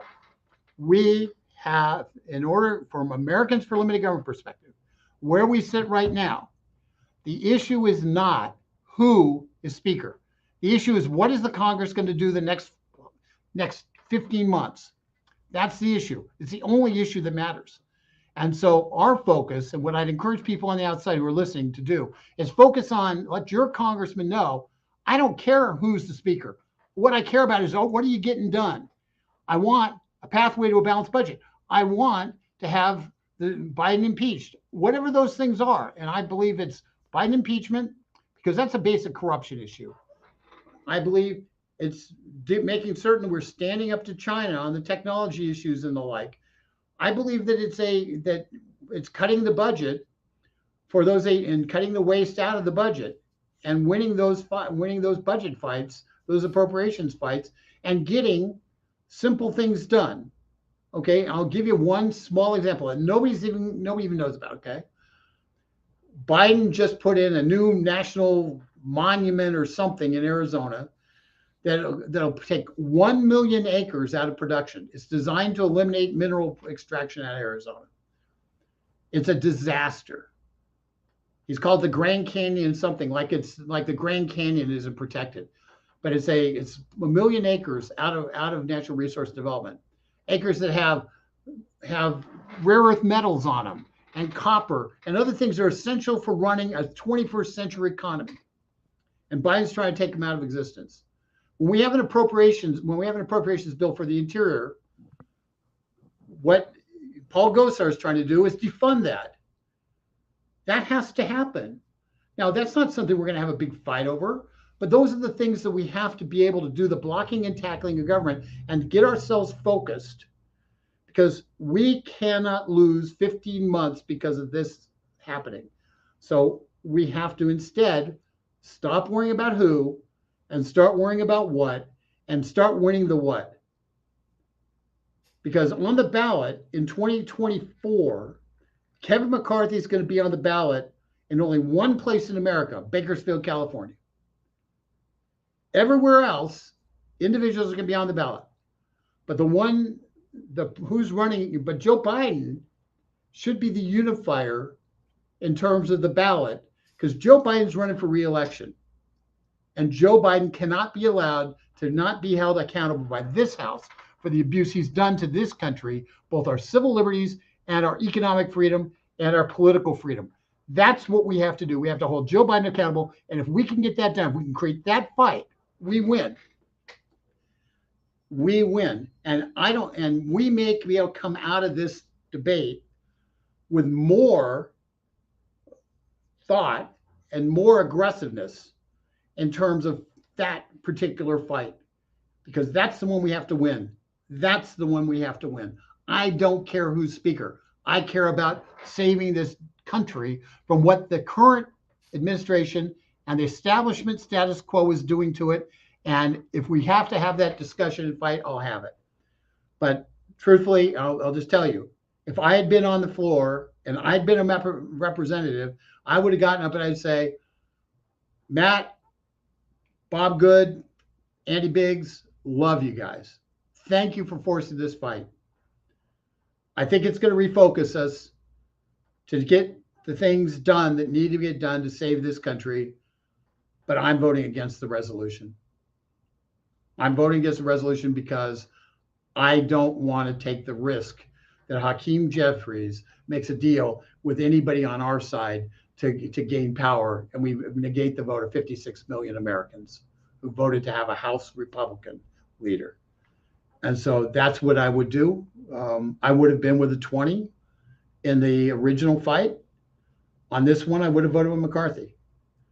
And I share your concerns, Rick. But I will tell you, in my conversation with McCarthy, I'd have been very clear to him that we're getting our appropriations bills on the floor and we're having conservative amendments on those, and he's gonna whip those in favor of those conservative amendments, because we cannot continue down the same path that the appropriators would put us on. And so I try to get both ends of it. So here's Maureen Zolo. Robert, doesn't it bother you that this is who McCarthy named as speaker, pretend in the event he was removed? Doesn't that tell you where his loyalties lie? It sure tells me. This is what I was warning about.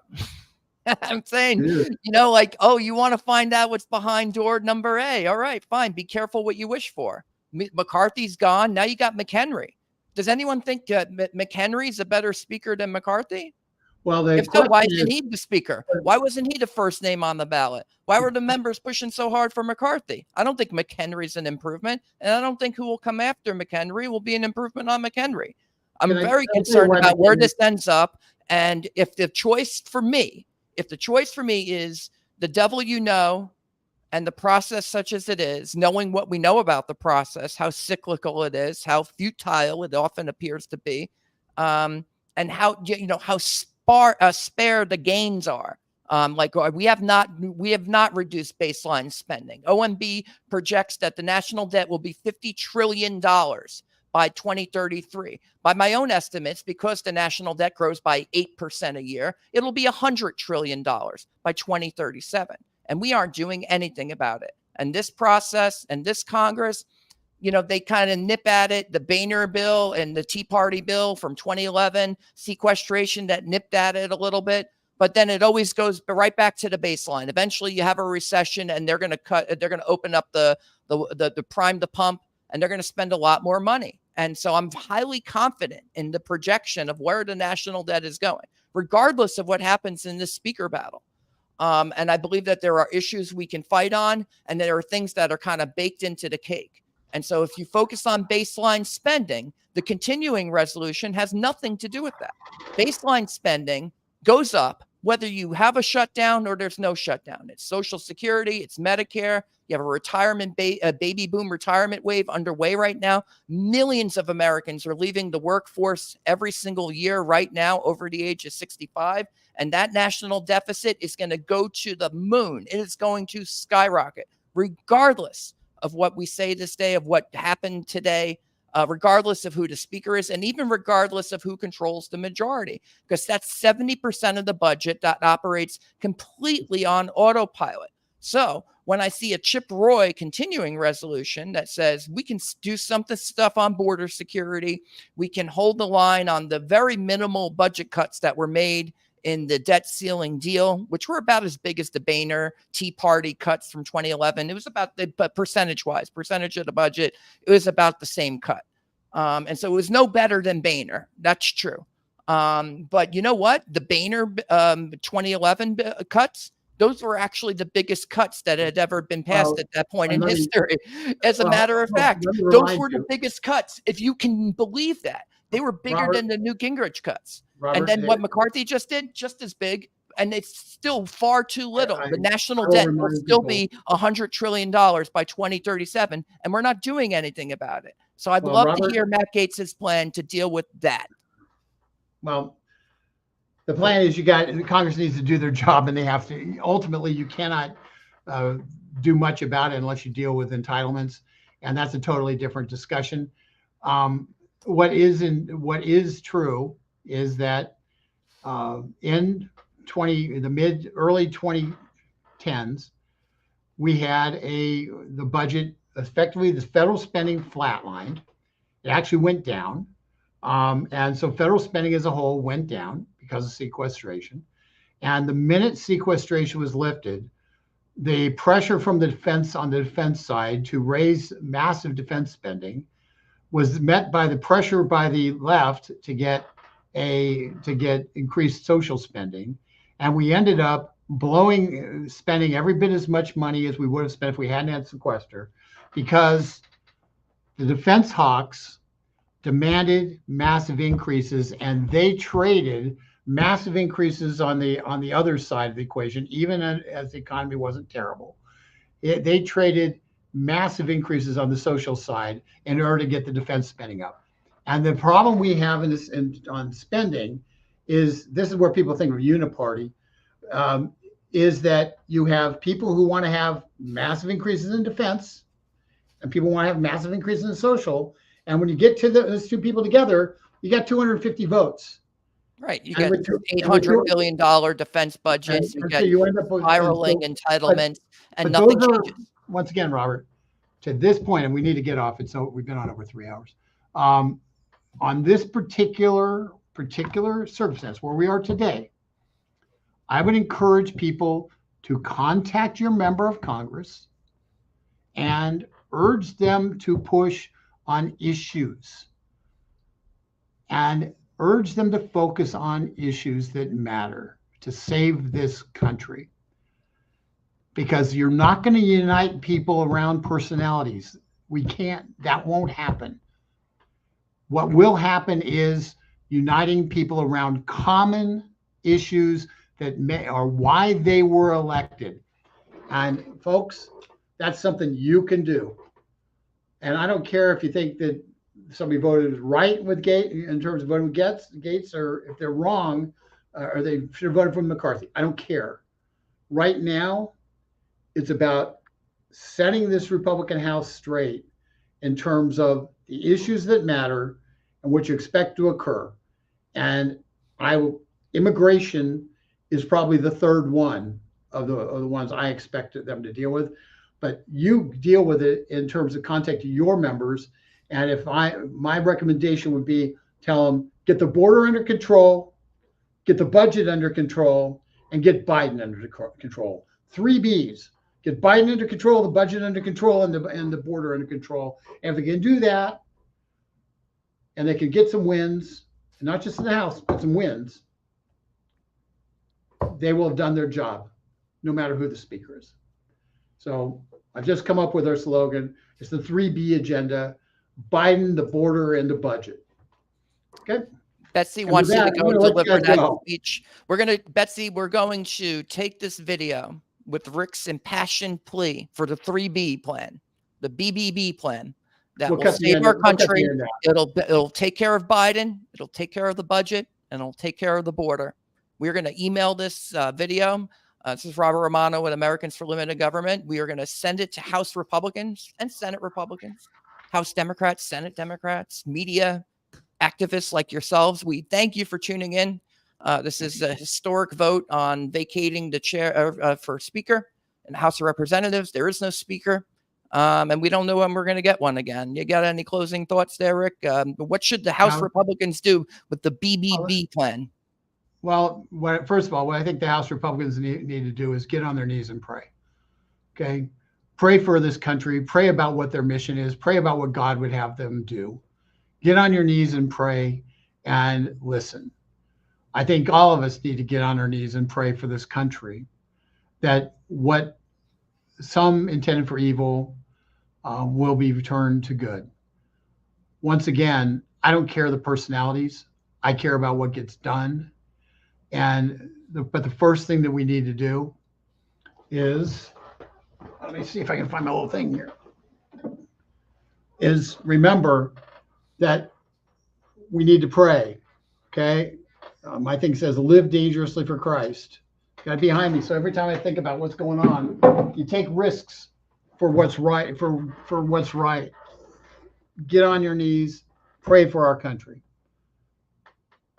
Contact Congress, Biden border budget, and urge them to come together around those simple principles. And we have a chance to come out of this stronger than we went into it, because the conference has been fractured. Truthfully, it's been fractured since day one. I think this is worse. It's always been fractured. All we're seeing is the result of the fracture. Okay. Well, no. It's already happened. You're correct. It had already happened. It was a slow motion train wreck, but it's a train wreck nonetheless. I think it's worse now than after he got elected speaker, though, because there's no goodwill now. This was an inevitability. Okay, it was an inevitability. Understand that.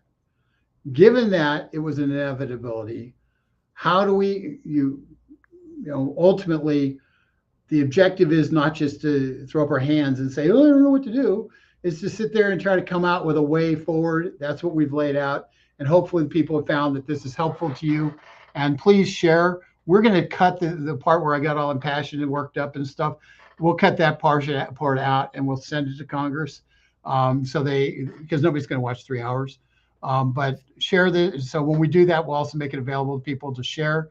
And share this for those of you still on. Share it if you found it valuable.